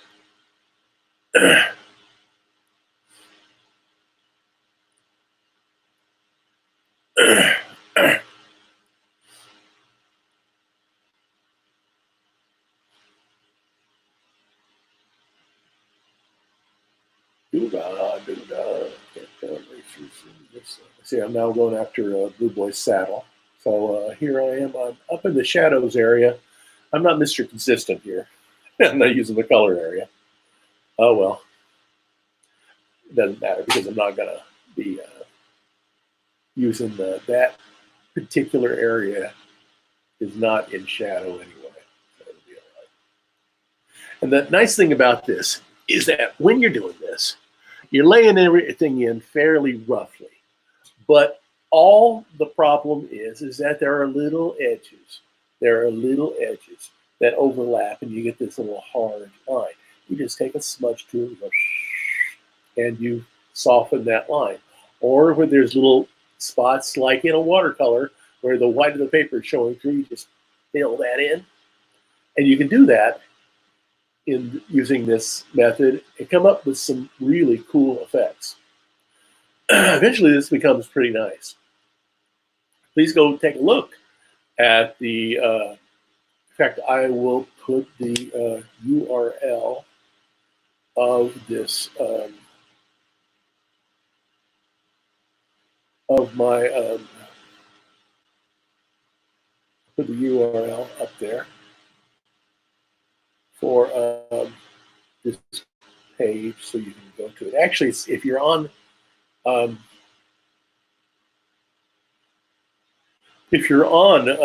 YouTube, the URL of this page is actually the first. It's the first link, and you go straight to that page, which is the first page of chapter 4. And you can see that it's just starting to have some visual logic, where there's a background, a foreground, and a middle ground, which is the whole point of creating spatial illusions, is to use color and line, value, and texture, if you can get texture, to create 3 zones, a foreground, a middle ground, and a background. And I got a foreground, those guys, and Joby, and middle ground, which is Blueboy and Pa Blue, and the background is the landscape and the sky. The sky becomes something of a player in this also, because the sky is, there's something beautiful about the sky. And that'll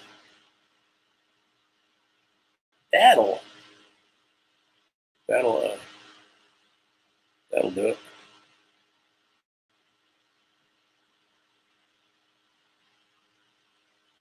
And that so that's where I'm going right here.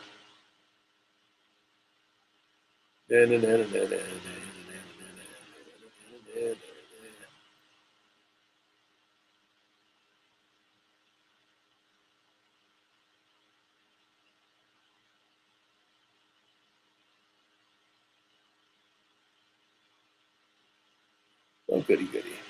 Okay. Okay. Comments. All comments. Yeah, we're still doing this. Yeah.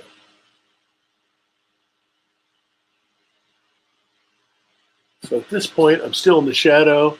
I'm still using the brush, and it's this beige tone. So I'm probably laying in some shadows now. Yeah, I laid in some shadows in that horse. Like that. I did okay there. And here, when I lay in the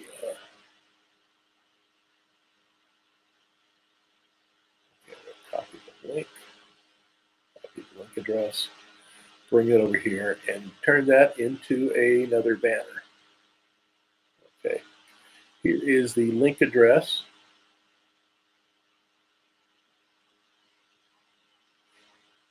For this page. And so we're going to put that up here in my ticker. And there it is. No. Is that it? Yeah. There it is. That's the this page. Okay. That's this page.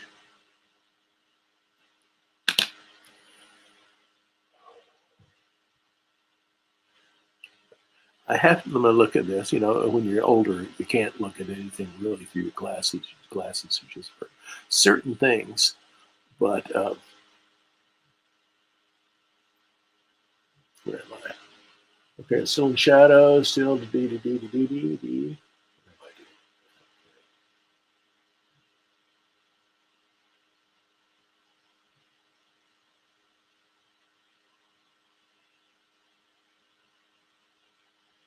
Doing something. There it is. Yeah, I'm over here. Yeah, I'm laying in some shadow. Oh, and now I start drawing with the shadow. In the shadows with a lighter color. Because when you're in the shadows, I'm using what, if you look up here, you'll see that that the mode of this layer is multiply, which means it's going to be transparent, but it's going, anything that is drawn on it will become a darker value as you go along, which is one of the qualities of multiply. What's multiplies but mean, except adding and adding and adding and adding. And anyway, so what I'm doing is I'm drawing here. I do this a lot where I get to this point. I say, okay, I'm going to start drawing and adding in surface details, like in the landscape, which make it a more interesting drawing. Give it activates that area, so it's not just flat. I like the flatness. And then I'm going to mess around with that road. I'm going to knock down that road. Knocking down in color theory terms is where you take a color, and let's say you have that orange, and you add something in there, either a deeper value or a blue, since it's its complementary color, and it knocks down the value, that color. Now, what I'm doing here is I'm just going over to the color layer. Now I'm laying down a value that actually has a tiniest bit of blue in it. Tiniest bit of blue in it. Which is you're going to do some optical mixing here that turns that into a muted color, and yet it's not just a flat muted color. You also have this the orange, that burnt orange that's going to pop out. And I get this from the Impressionists. The Impressionists were really good at this, and but Titian was also good at it. Titian's watercolorist. Oh. So right now those blue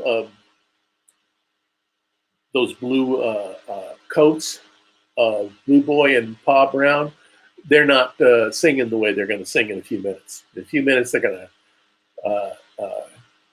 to sing some Hollywood musical songs. It's going to be like singing in the rain, except it's not raining.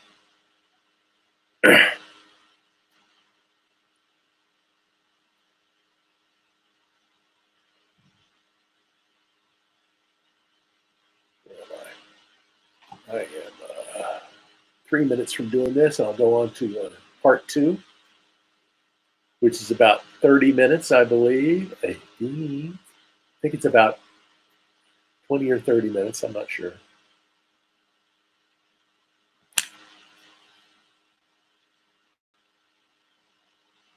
Should open that up now. So I have.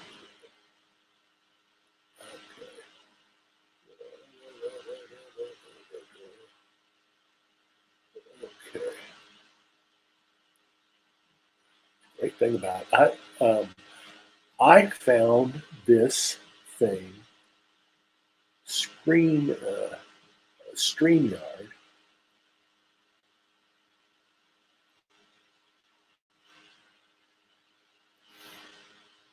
when looking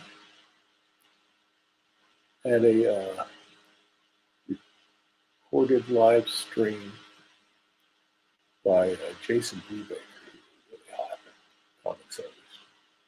And I noticed he had StreamYard. And the brand there, I guess it's one of those times when he was using it during his free phase. The free phase that StreamYard does, in which you can use it for 20 hours a month for nothing. But I think it has limitations in it. I especially think that they don't dedicate a whole lot of bandwidth to you during that time. And so I went and ponied up and bought the basic, which allows me to have a little bit better. I think I get a whole lot better. The bandwidth is a lot better, and so I finished at 17:11 almost, 1:06. Got about a minute to go. Then we'll pop into the second part, which is 46 minutes. Well, we got all day, don't we? Not like anybody's doing anything. Some of you guys are working from home. My nephew, my dear nephew, said he'd look at it. Oh, yeah, here. So this is what it looks like right now. Okay, I went to full. This is what it's looking at right now. Okay, getting there. It's getting there. Got a way to go, but it's getting there. Okay, got about 10 seconds, and then I'll go on to the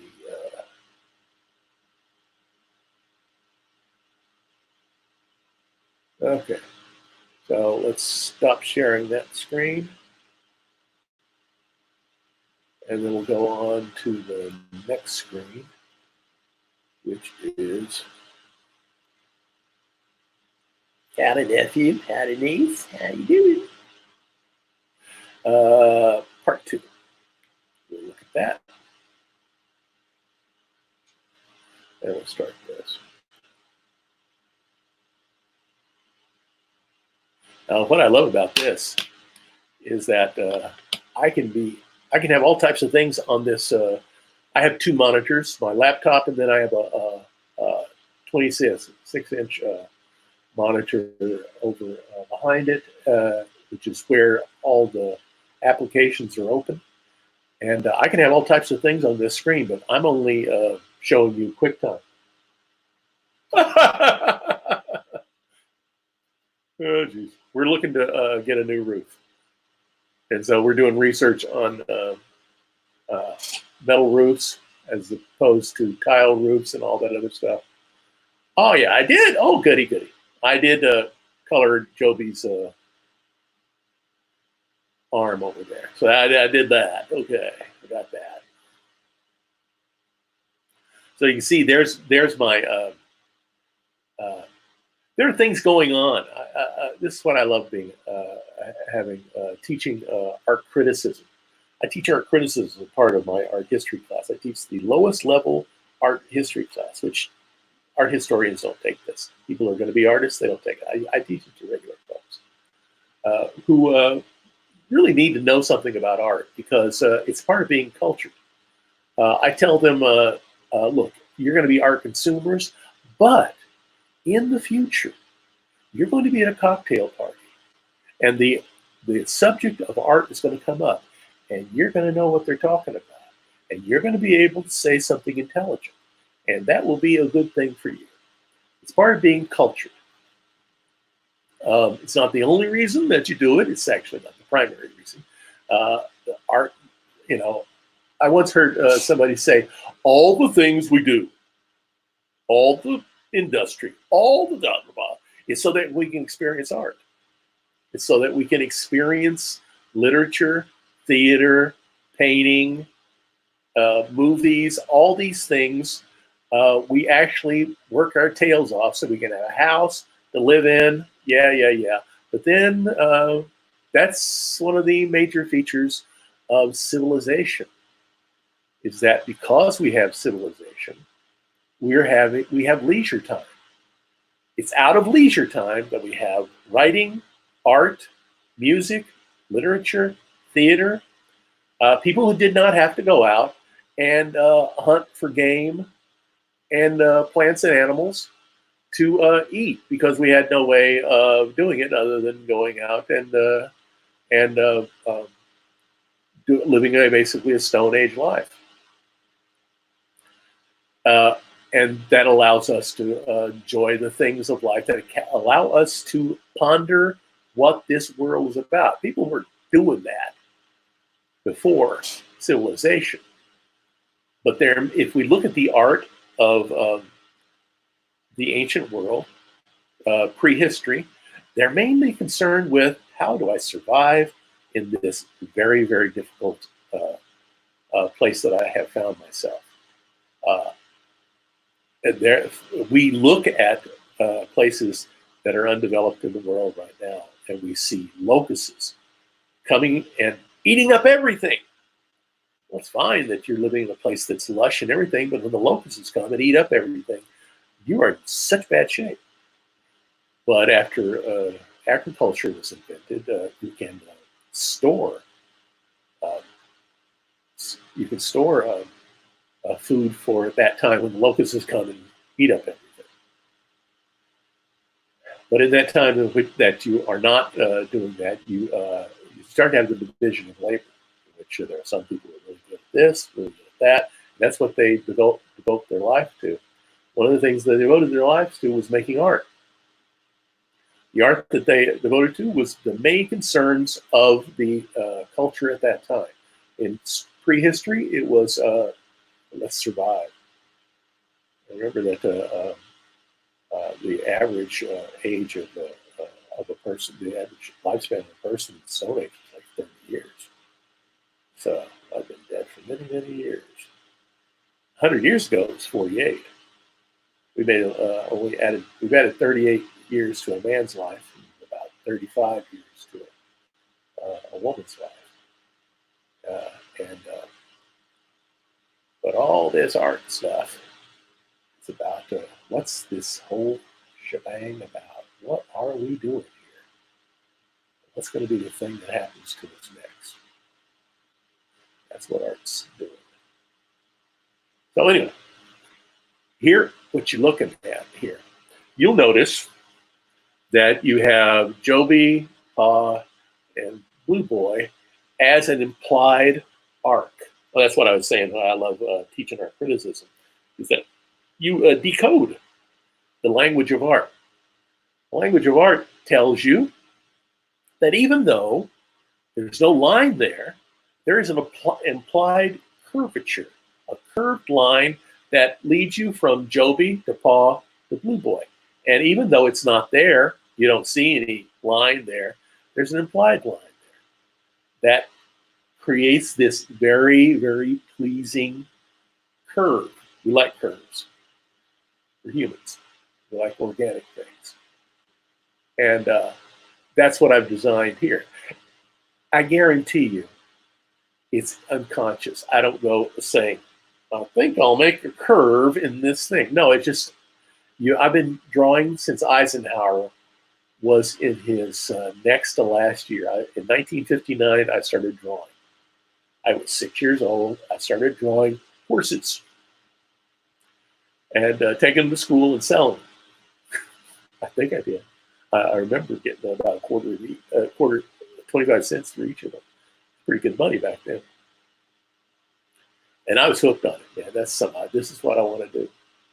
After I gave up the idea of being president of the United States, after I realized that this is not what anybody who really values their life and their, I just couldn't see. Yeah, no, I gave up the idea of being president of the United States. You gotta do more than I want to do.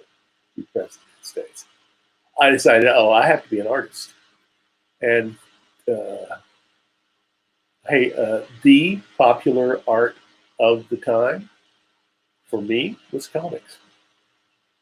And I held on to that for a long time until the economic difficulties in the 70s said, well, this is not going to work. And so I had to do something else. I'm kind of glad I did. Kind of glad I didn't become a big deal like Dale Luciano said I should have back then, because according to my doctor, Dr. Kang, last January I went to him. I said, Doc, with all these this cleaning out my arteries and getting all my stuff in shape and checking out and everything like that, looks like I may live to be 80. He said, he looked at me and said, think about 90. Okay. So I got plenty of time. I'm 67. That's 23 years. I may not make it to that, but what I'm going to do is I'm going to try and stay in really good shape. I want to produce as much comics as I possibly can. But what I'm doing, and I'm sure it's been done, but I'm doing it whether it's been done or not. I want to do comics that is literary fiction in the form of comics. That's my goal. Literary fiction in the form of comics. And my main thing is, how do poor people live? You look at, I used to look at sitcoms and look at My Three Sons and all the other things like that. Boy, they lived in nice houses. We didn't live in great big houses or anything like that. My dad was a salesman, and so we didn't live high in the hog. But I can't. I'm interested in the way poor people live, because they live by the skin of their teeth. They are very resourceful. And one of the things that I'm doing in this thing is how they do this and remain good people. It's very important to remain a good person, or to be a good person. Otherwise, what's the purpose of living? It can't be just for the acquisition of pleasure. That's a silly idea, just to live for pleasure. It's not going to last. This world's not going to last long enough for you to get that much pleasure out of it. Oh, come on. Okay, I'm looking to see if anybody paying attention to me. Well, I will chastise my followers on that.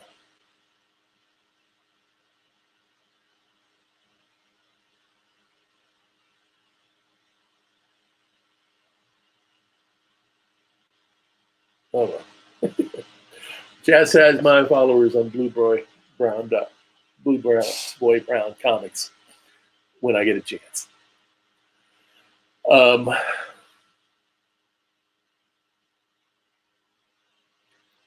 anyway, so where am I now? I'm still coloring. I'm in the shadows. It's still going on. It's okay. So I'm not out of my mind.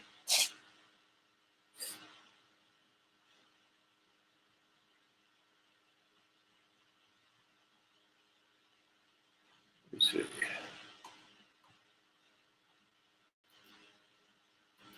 Now I'm asking you to subscribe to my YouTube channel. Please subscribe to this YouTube channel. We're just big babies here. This is our first day of live action. And so we're just at in the baby steps.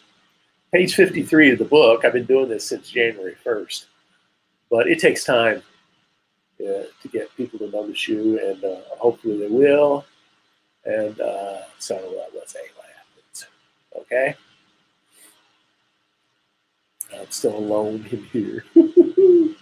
I think that's what you have to expect the first day. People got their lives going on. And I'm going to be doing this every day. So it's not like it's just horrible.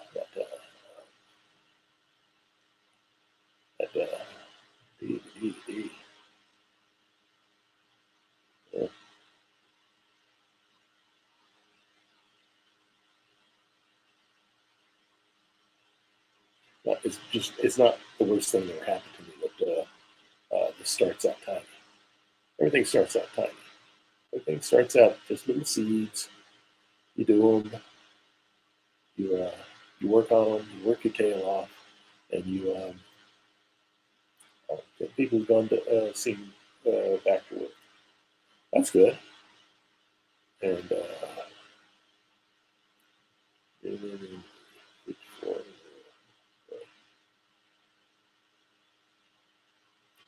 so my visitors to Blueboy Brown now is from the United States, Brazil, and Canada. Get them from all over the world. That's cool.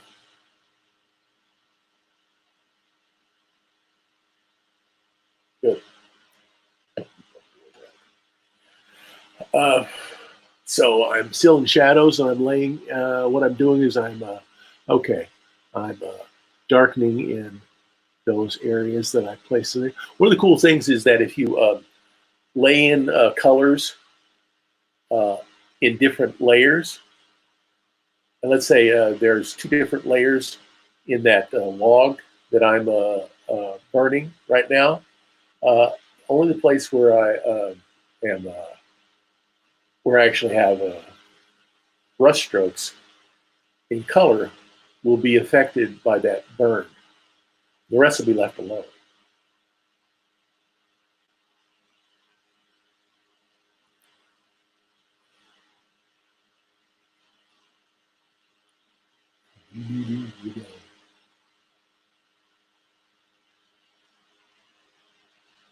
Okay, I got 30 minutes left. I'm going to walk away for a second and make myself a cup of coffee. Be back just a second.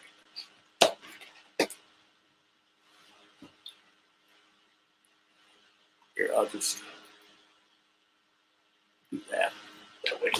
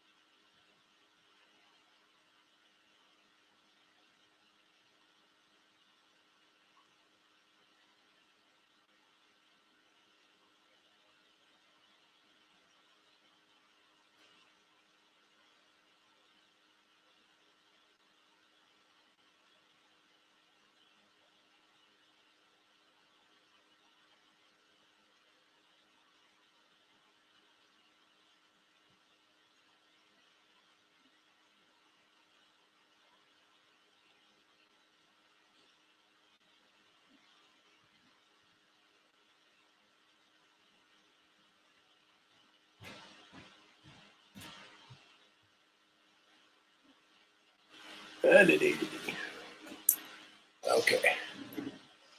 Now I'm back. And I'm still alone. Oh, well. It'll be up here on YouTube. I don't know if it'll be on Facebook, but it'll be on YouTube. But I've been to live things that on Facebook that were live, and so, but it's not live anymore. It'll be ready in a little while, so maybe it'll also be alive on Facebook. But I really want people to go to YouTube and subscribe to the channel there, which I don't know. Maybe I should. Anyway, a YouTube channel would be. Anyway. Oh, you can also support me on Patreon.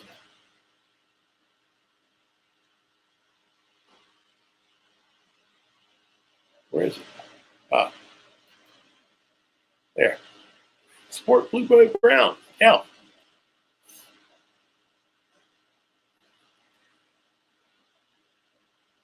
All I get from Patreon, I reinvest into the comic. It's not a whole lot of money right now, but it enables me to do a few things to increase its visibility. So what I'm doing here is I'm getting in those deeper shadows. I'm smudging some stuff over in color. And then I bring it back up here. And then in a few seconds, I'm going to go down to the lower panels. And because I've got about 30-something minutes, it shouldn't only take, it's not going to take a whole lot of time to do those lower panels because they're not that involved. It's just coloring the horses, coloring Blueboy and Paw and Joby and the sky, and using the same color scheme that I used in the sky. At the top, I'll use in the bottom, and so it's bing, bang, boom, it's done. It's not terribly difficult to do. And then we letter it. If you've never done lettering for comics, and you wonder how it's done, I've seen lettering videos on YouTube, and they create an entire library of word balloons. I don't do that. I do custom word balloons for every panel, and I figured out a way to do it so it actually it's quite simple. And I used, you notice that most of the word balloons in comics these days are just this one big oval. And I did that at the early part of the comic, but I decided to use the qualities of Illustrator that allow you to take oval shapes and blend them together and create the classic word balloon that you see in comics. And I think it looks cooler. In fact, I'll do this when you see me do this. Yeah. So now I think I have to start on the bottom. Okay, I'm going to start on the bottom. Unless I'm not starting on the bottom. Yeah, now I'm starting on the bottom. Let me go get my coffee.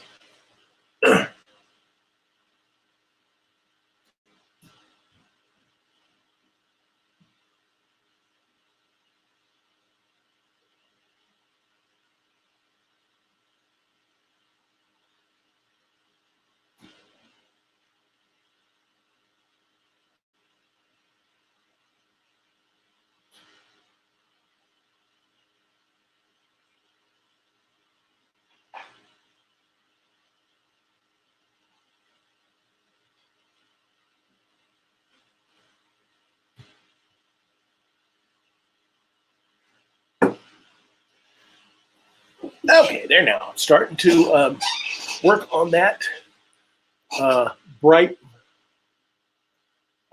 Miami Dolphins blue.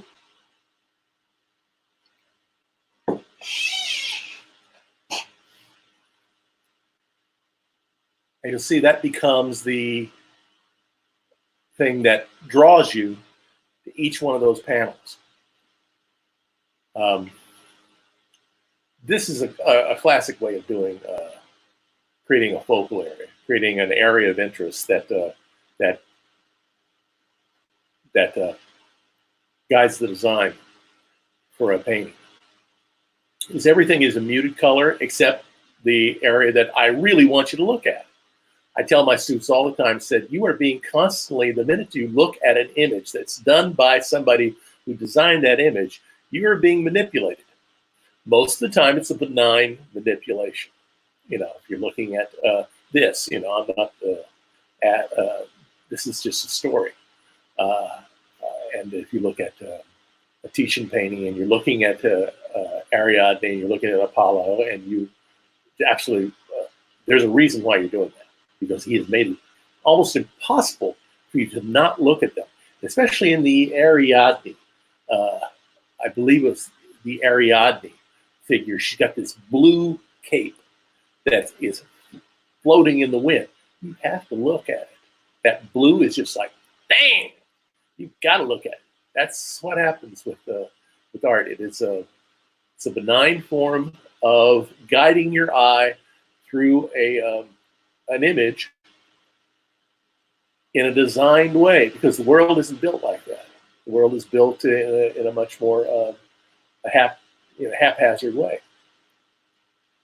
They just colored the way they're colored, but in art, we color them so that you get the message, that it's pleasing. You want to have some kind of pleasure when you're looking at a piece of artwork. It's called the aesthetic experience by art critics and art historians. In modern art, modernist art, as opposed to postmodern art, which started around in actually the late 60s. In modern art, modernist art, the aesthetic experience is all you're getting. You're simply getting an experience that is pleasing to the eye. There's no real message there. If there is one, like in Dewey's work, he says that art is an arena in which things happen. And it's the artist that actually is experiencing it. You're seeing an artifact.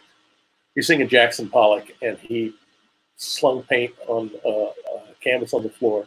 And during the act of painting, that's the art. And you're looking at an artifact, a record of the art experience.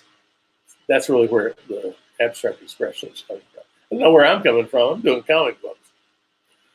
I have a message that's connected to literature. I think that's one of the cool things about this whole experience I'm having here, is that I'm creating what I hope is literature.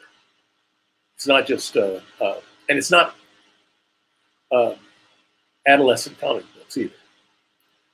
There's nothing wrong with adolescent comic books. I read my share of Batman back when Adam West was Batman. And I loved, anybody here who is a lover of comics in the early 60s, you'd have to be close to my age, or you bought Silver Age comics. Carmen Infantino doing Batman and doing the Flash. Oh man, that was some good times. That's when I really started building my comic book collection. I discovered Batman, the new look Batman, and Carmen Infantino was the new look Batman artist. Somehow Bob Kane and the rest of the guys all got thrown out the door, and they never really got to do a Batman anymore. It's basically the same way they treated Kurt Swan in the mid 80s. They just said, "We don't need you anymore, Kurt." So wait a second, I've been doing this for 30 years, so we don't need you anymore.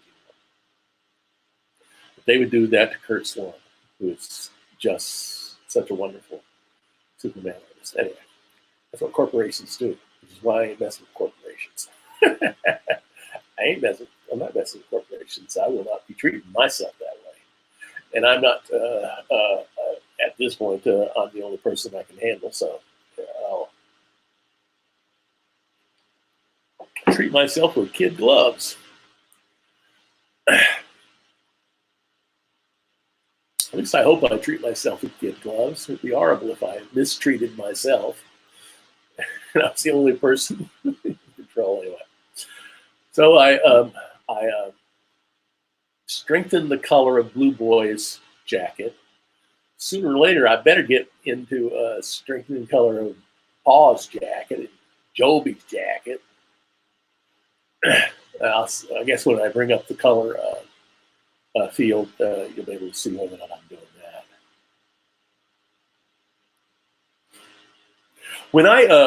When I was teaching, I used to teach at night all the time. Thank God I don't teach at night anymore. And I would one of the things that I do in my art history classes is that I draw a portrait. I used to draw a portrait of one of the kids in the class, and you didn't know whether or not you're going to do a good portrait that day. Some days you no matter what you do, everything stinks. Maybe your biorhythms are off, or I don't know.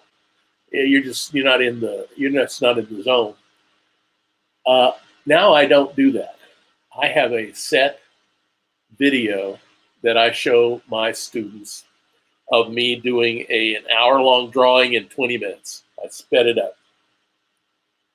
And I show that every time when I show the kids. I said, well, most of you guys have never seen an artist draw.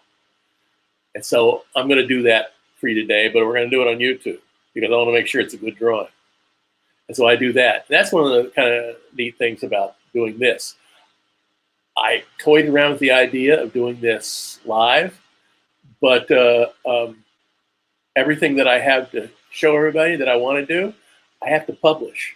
I'm on a publishing schedule. I produce 3 or 4 pages every week on Monday, and then I blog the rest of the week, and I'll be blogging on this experience that I'm having today and this week,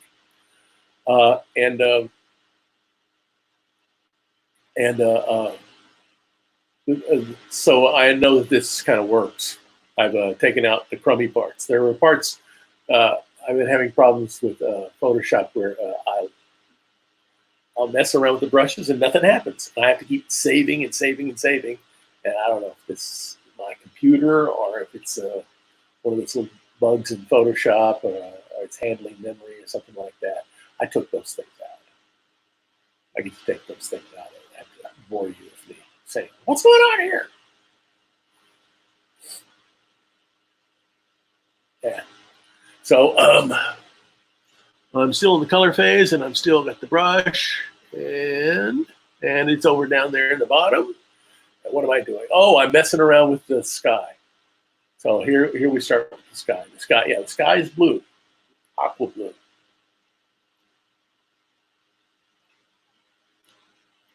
It's Miami Dolphins. Miami Dolphins blue.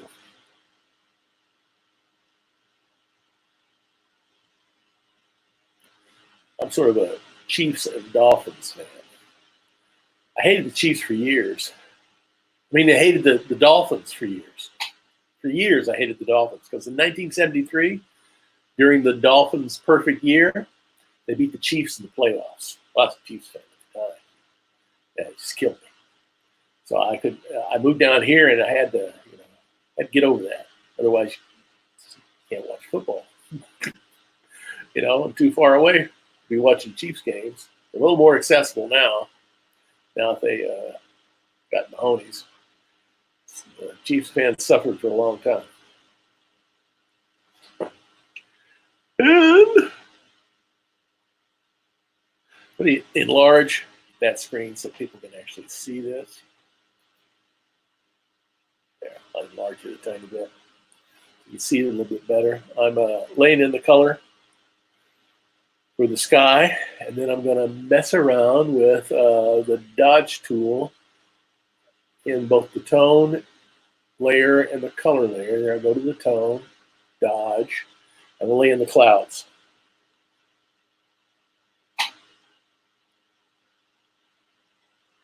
Lay in the clouds.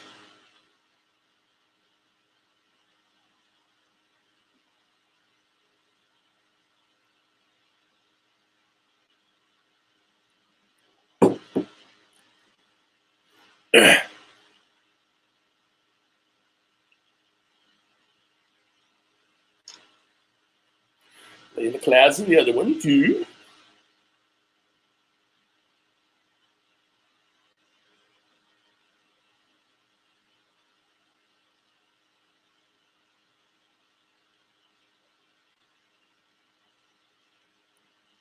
Then eventually I'm going to go into the color section, and I'm going to, first I have to smudge it some. I'll go to the color section and just get the white of the paper. So that I have a full, one of the things that I've learned over the years is that the way I want my art usually is I want a full range of value from the lightest to the darkest so that you're able to step through the space using those color cues so that things become more interesting that way. They become logical.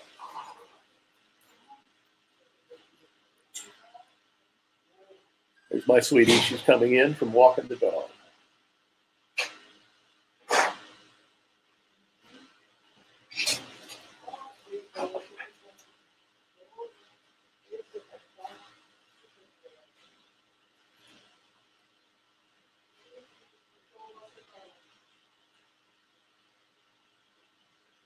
This is my house, and I've been away for 2 hours and a half. Can you get over yourself? Okay? But I'm busy every day, so you can call me, okay?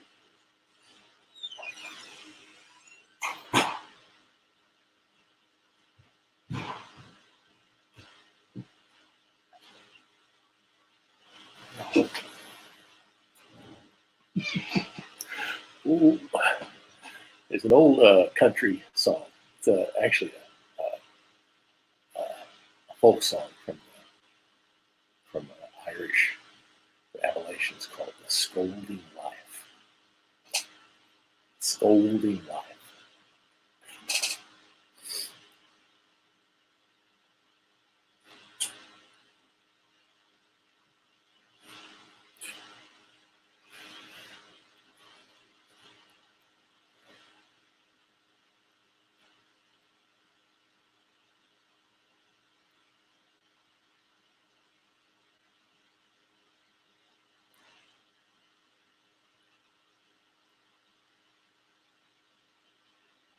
This is what I'm doing. I'm laying in this in the color area. Now I'm using color to, and I'm yeah. Okay, yeah. I'm going to use the. Yeah, I'm going to use the. Yeah, I'm going to use the burn tool to burn that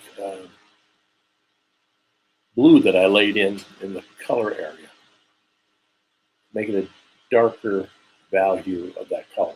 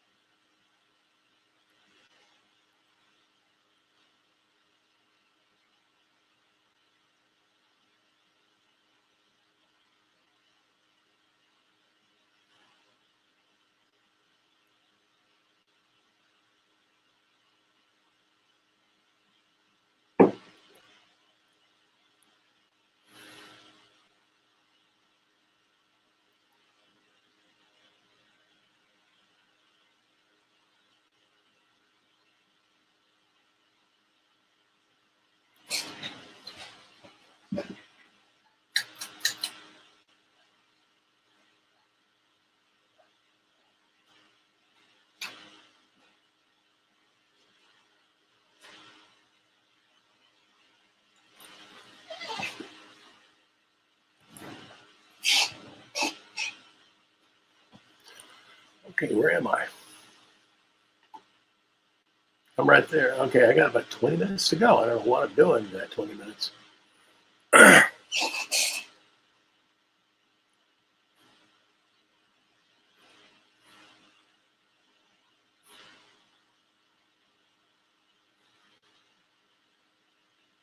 going to be laying in some shadow, I think.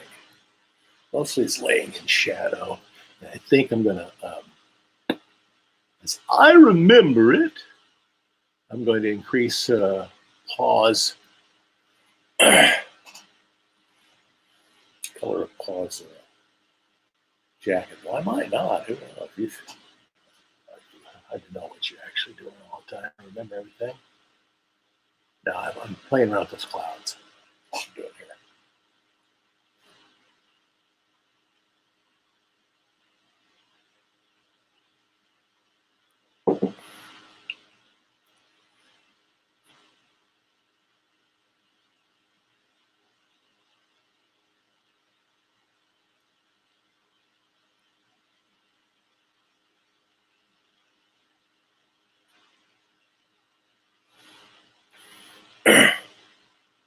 So here I'm still using the burn tool, and I'm okay. Now I'm using it to accentuate the darks in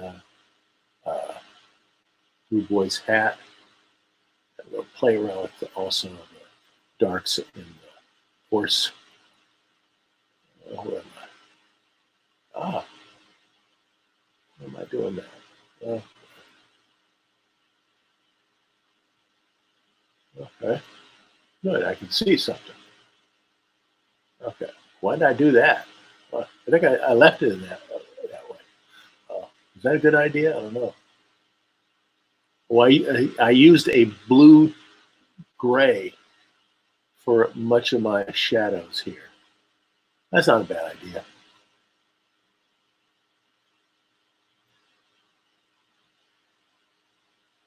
Okay.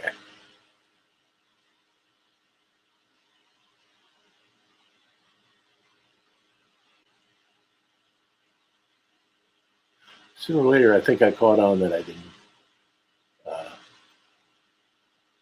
get the blue of Blueboy's jacket down there in the bottom panel completely done. I'll fix that sooner or later.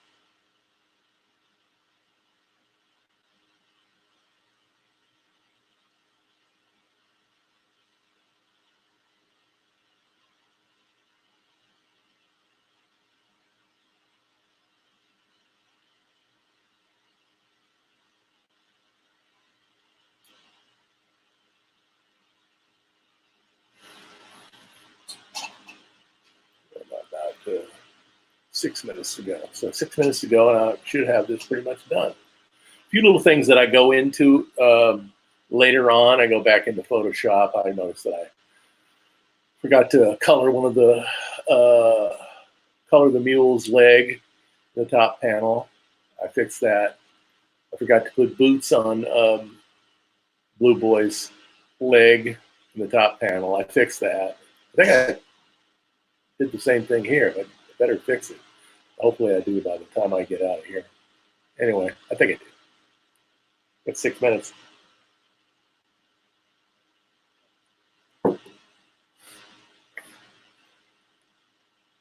This could be it. Yeah, here I am, blue. Let me see, I'm using brown. Okay, I'm going to put in the brown of the saddle down there. Okay. I'll do that strap that goes across the horse's chest, connects it to the saddle. There we go.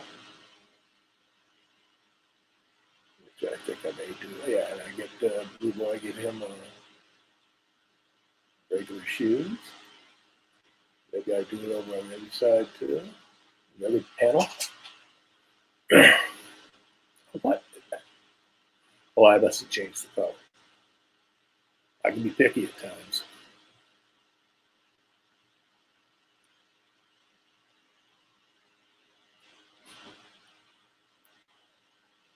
Okay.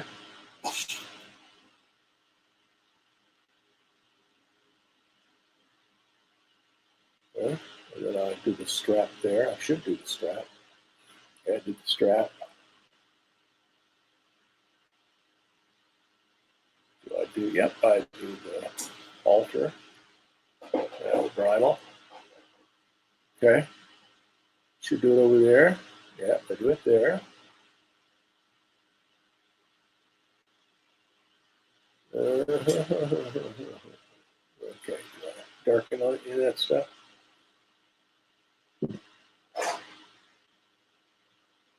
About 3 minutes. I don't know what I'm doing that 3 minutes.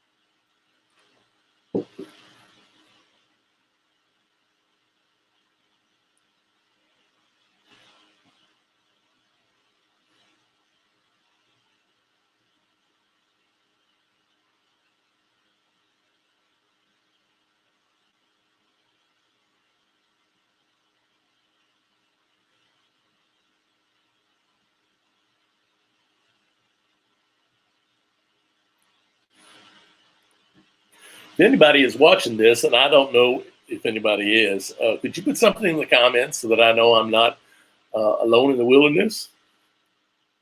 2 hours and 36 minutes, and I had one friend show up, little good buddy of mine. I know this starts out small. All things start out small.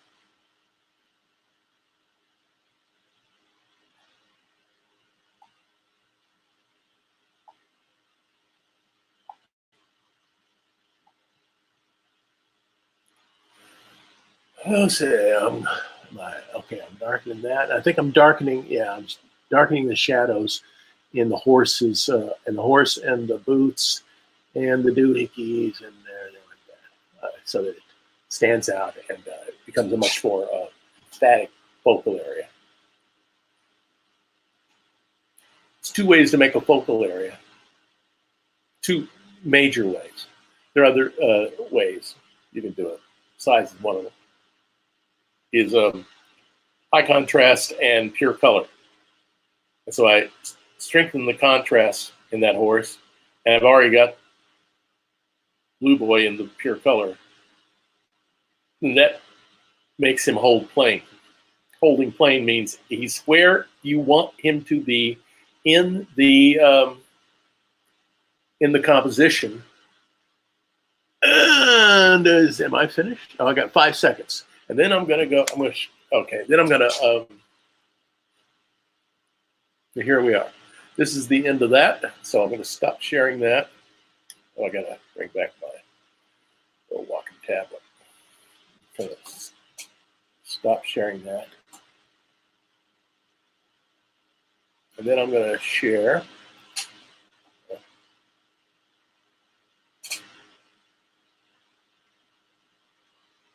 What am I gonna share? I'm gonna share this. This is the sketchbook layouts that I did for this page, which is really similar to what I did. When I get finished with these, what I do is I scan them, and then I blow them up to the size that I want them to be on my comic book page using a laser printer, and you just you gang them up and tape them together, and then I use a piece of carbon paper to trace it onto my bristle board, and then I draw on it. And this was pretty darn close to what I did.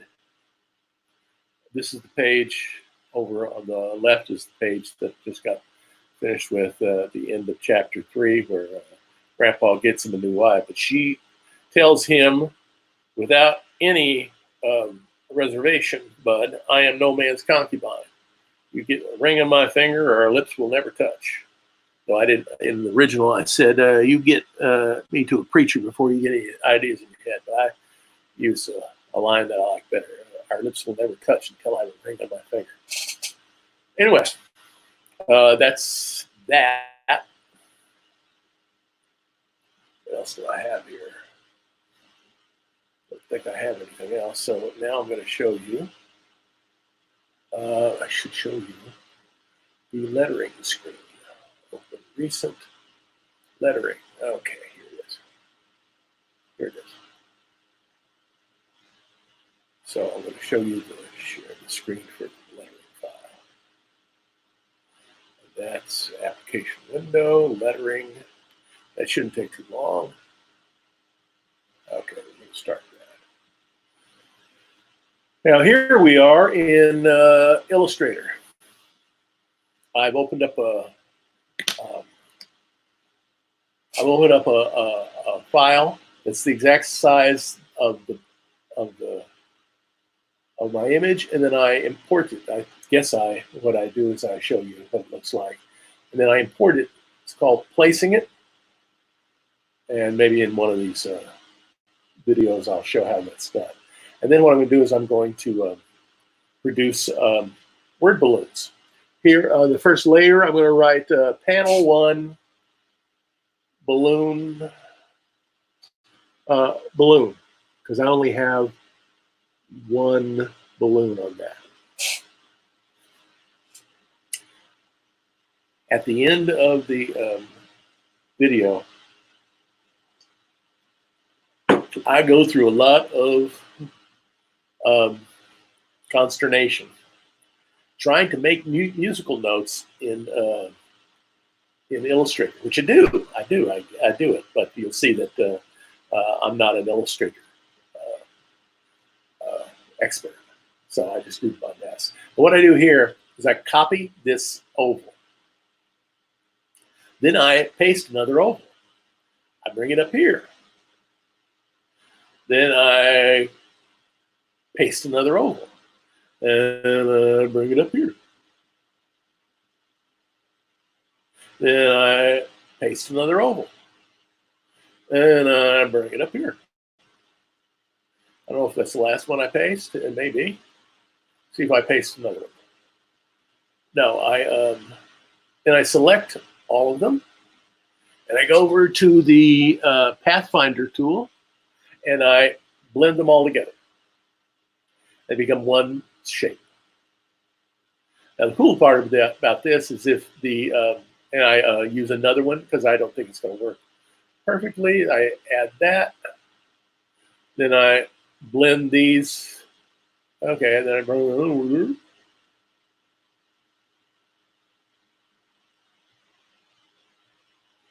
And okay, then I bring. Okay, then I go back over to the Pathfinder dialog box and I blend those two things together. Then I believe I go over here to the polygon tool and I create a polygon. And I do I want a 3-sided polygon.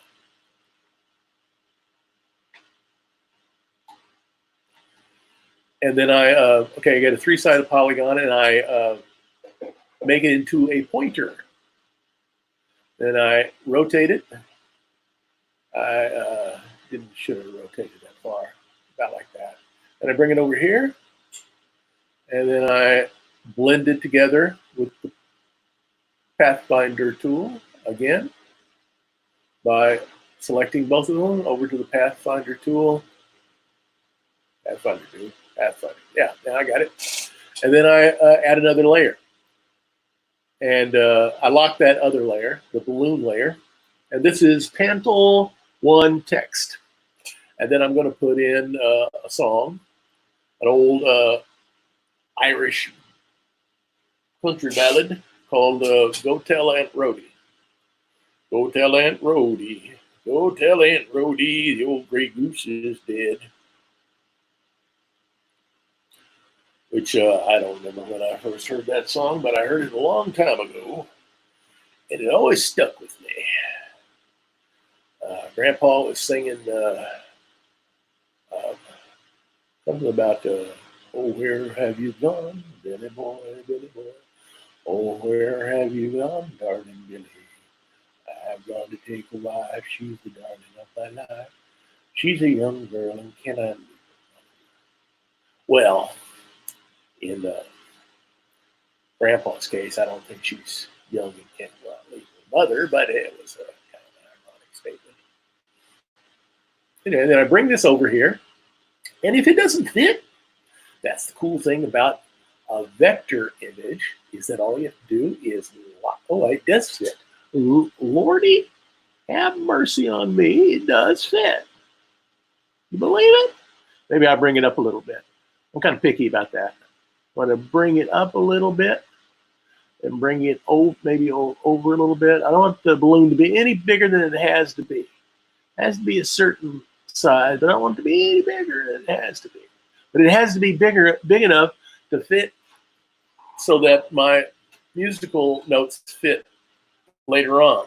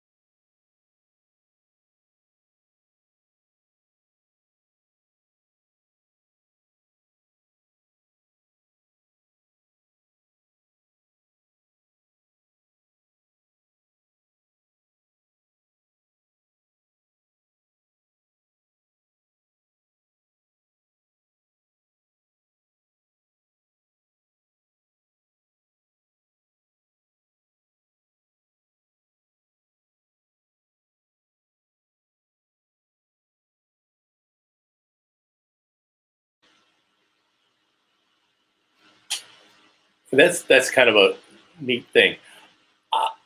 I guess I could have created myself a library of balloon shapes, but then I got to go find a balloon shape that works. You better just do it on the fly uh, as it's needed, because you can make it the exact shape that you want it to be, and they can also be unique every time, and they don't look like they're canned, which is important to me.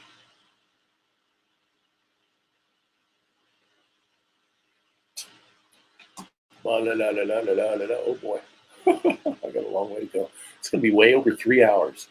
Hard to believe. Well, at least on this first day, it'll be over 3 hours. Me and the Maytag repairman got a lot in common.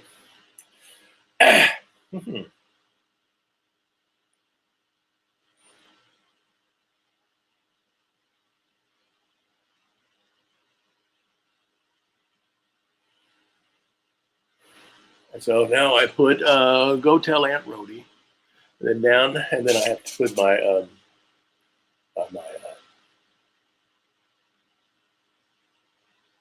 my pointer tool in there. It has to be 3 sides. See whether that's big enough. Okay. Now sometimes they come out black. I don't know why. Then you have to change the color back to white, and then you have to change the border to 3 points. I think it's, I believe, 3 points. Yeah, 3 points, because that's the way I like my balloons to be. And then make it a small triangle. Bring it over. Don't do that. Yeah. Great thing about this is you can just delete it. The minute that it appears, it's the object that's chosen. When these things get very small, these shapes get very small, it is real difficult to deal with them, to turn them, to rotate them, and to change their size. It's much easier when they're big. So here I am. And then there's only one of those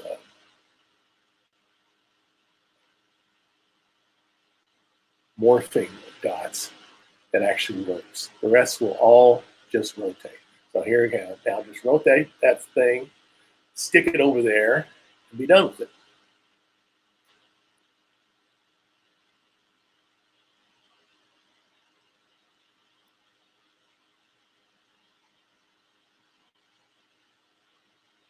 Okay.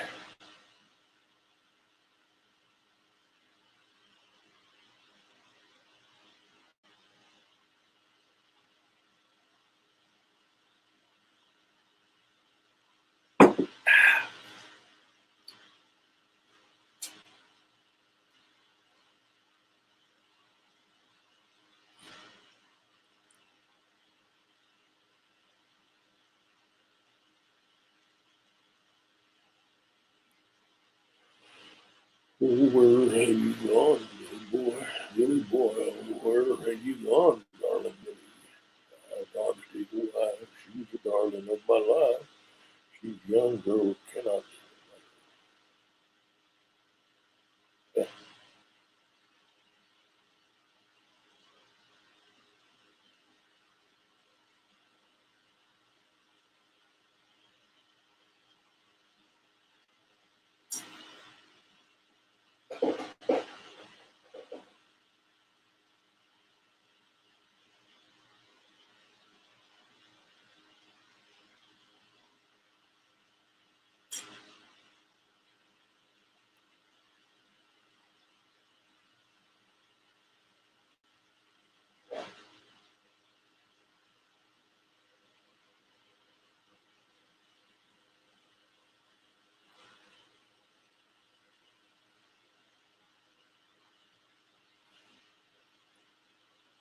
Oh, I'll do that next time.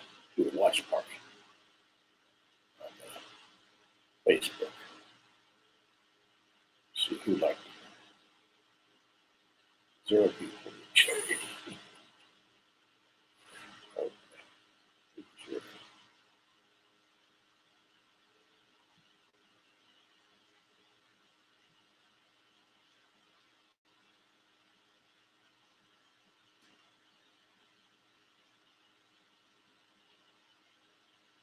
Okay.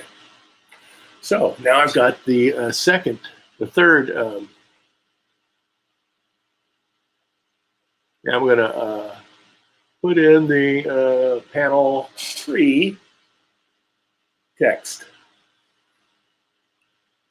which will be uh, the old gray goose is dead. Shame, the gooses do die.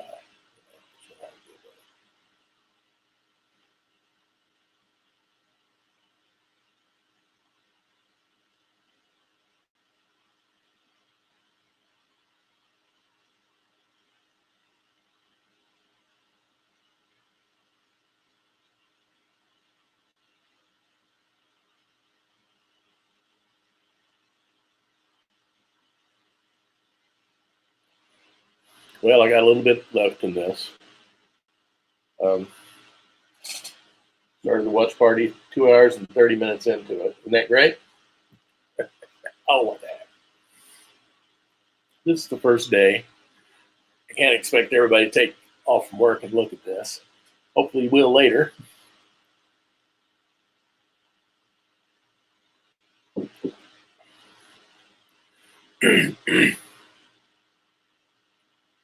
So here I am. I'm going to have to resize this balloon a bit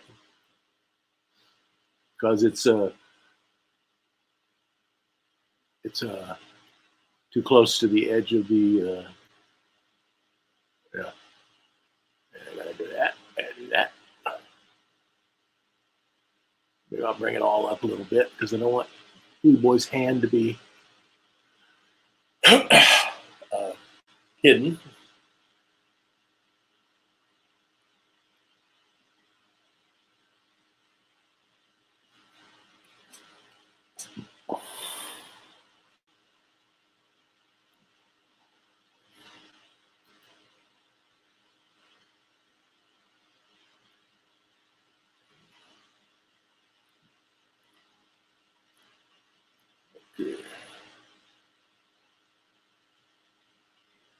All right, I was able to do that. Can you believe it? Okay. Then rotate that. Put it over there.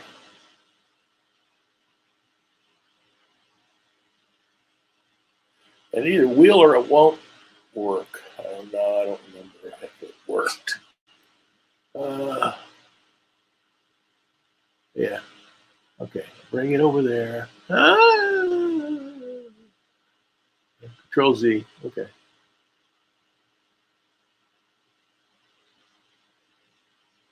One day, yeah, we're making a pointer now. Bring it over here. Pathfinder tool. Now it's a word balloon.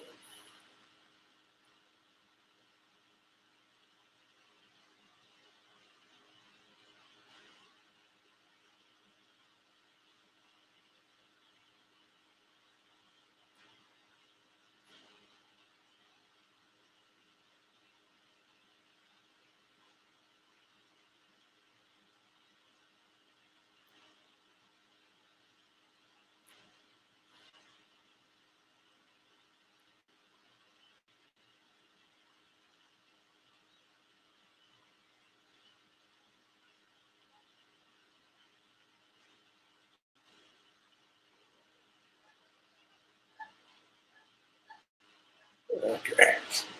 That's a word balloon, and now I have to make the. I'm going to try and make the first musical note I made worked out great. The second musical note stunk. I had a real tough time with the second musical note. I think what I tried to do, and maybe I don't have them singing that often, is create myself some characters some shapes that are musical notes. I should have done that before this, but I didn't. Now you have to rotate that thing, put it on the staff.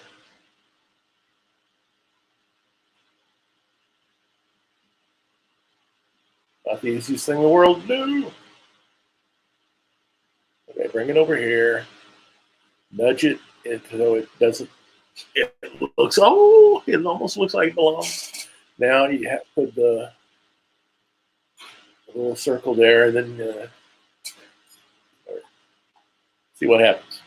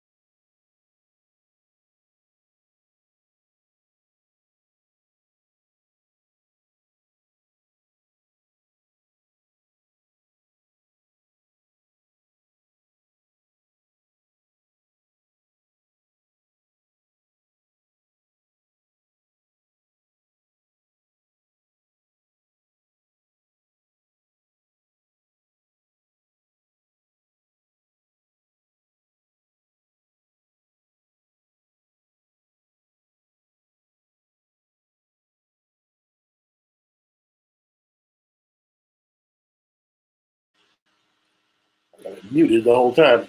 Yammering on, saying the most silly things. Okay. Okay. I thank my one viewer today, Roberto Martel. You're a good friend, bud. Always a good friend. Always a good guy. And I'm sure this will grow. If you come upon this video and you like it, please tell your friends. Please let this thing grow organically.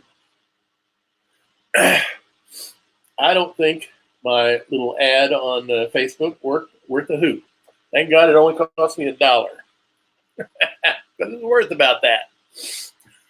Maybe $1, yeah, the most $1. Because it brought in Roberto. That's about it. You are attempting to paste or drag or to move into layers that are locked or hidden. Yeah, that's the way it was. Stuff.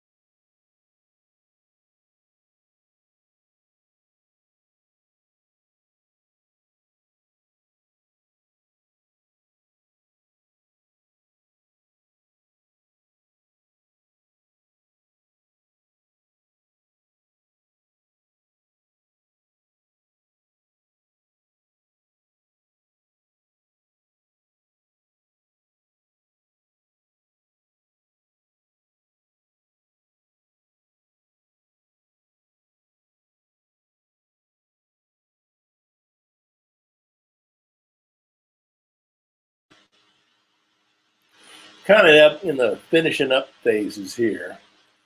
I don't remember completely whether or not I added a few more shadows or accentuated the the color of, I couldn't accentuate any colors because I'm in I was, I can't do any color. All I can do is to make that note a little bit smaller. Is what I'm going to do, I think. Oh, no. Unfortunately, there's. Did I do that again? Oh, I'll go back to trying to.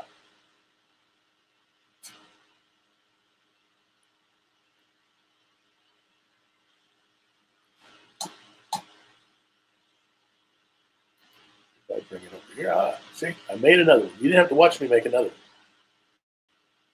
There.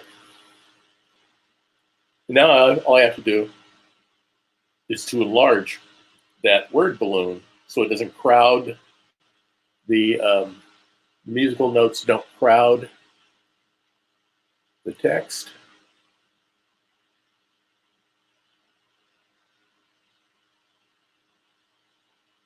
Take a few seconds.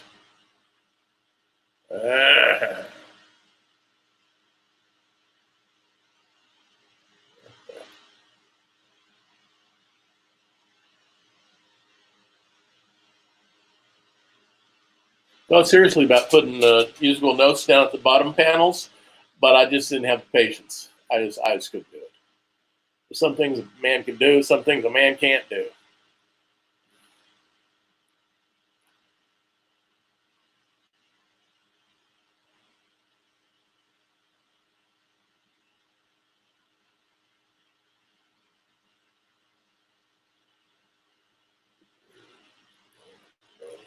Okay, 6 more minutes and it's done.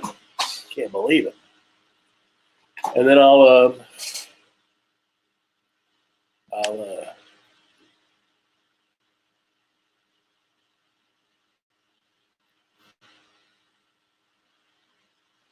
close out.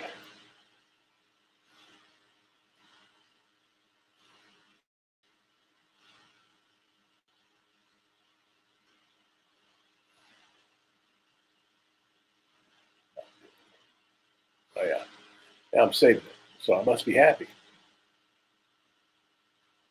I must be happy. I just saved it. Oh, then I have to put in the copyright notice. That'll take a few seconds. Bottom of every page, I put in a copyright 2020, David Greg Taylor. Then over on the left, I put in the URL of the webcomic, blueboybrown.com. So that every time this image is shown, no matter what happens, it'll have my copyright notice and also notice where you can read this stuff.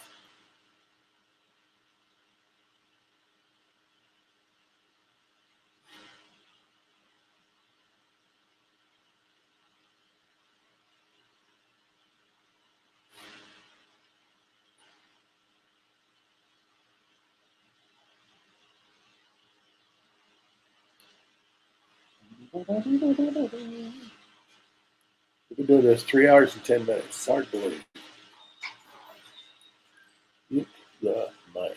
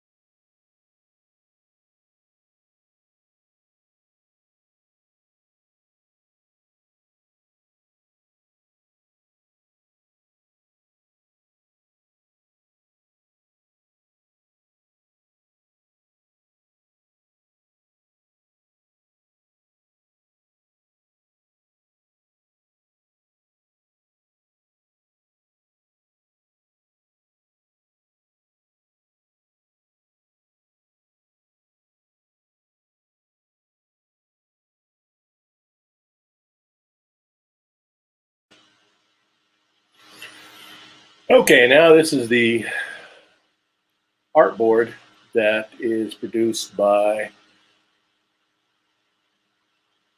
this is what is going to be shown on the webcomic site. That's what it'll look like. Go to the, go now to blueboybrown.com at this. Yeah. You go to blueboybrown.com at this. Not dude. That one should show up. Okay. If you go to that URL, you'll see this right there. Is this the end of that? 37, 35. We've got about 20 seconds to go. That's pretty much it. So now I'm going to show my ending screen.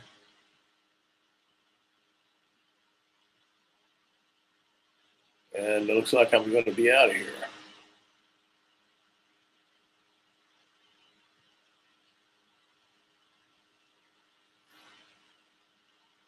So please subscribe if you're on YouTube, or go to blueboybrown.com. Take a look at the comic. And there's always options. Okay? This is Blueboy Brown, The Adventures of the Family, the first day of my daily live stream. And sooner or later, I'll learn how to do this. Okay? So, ta-ta. Over and out.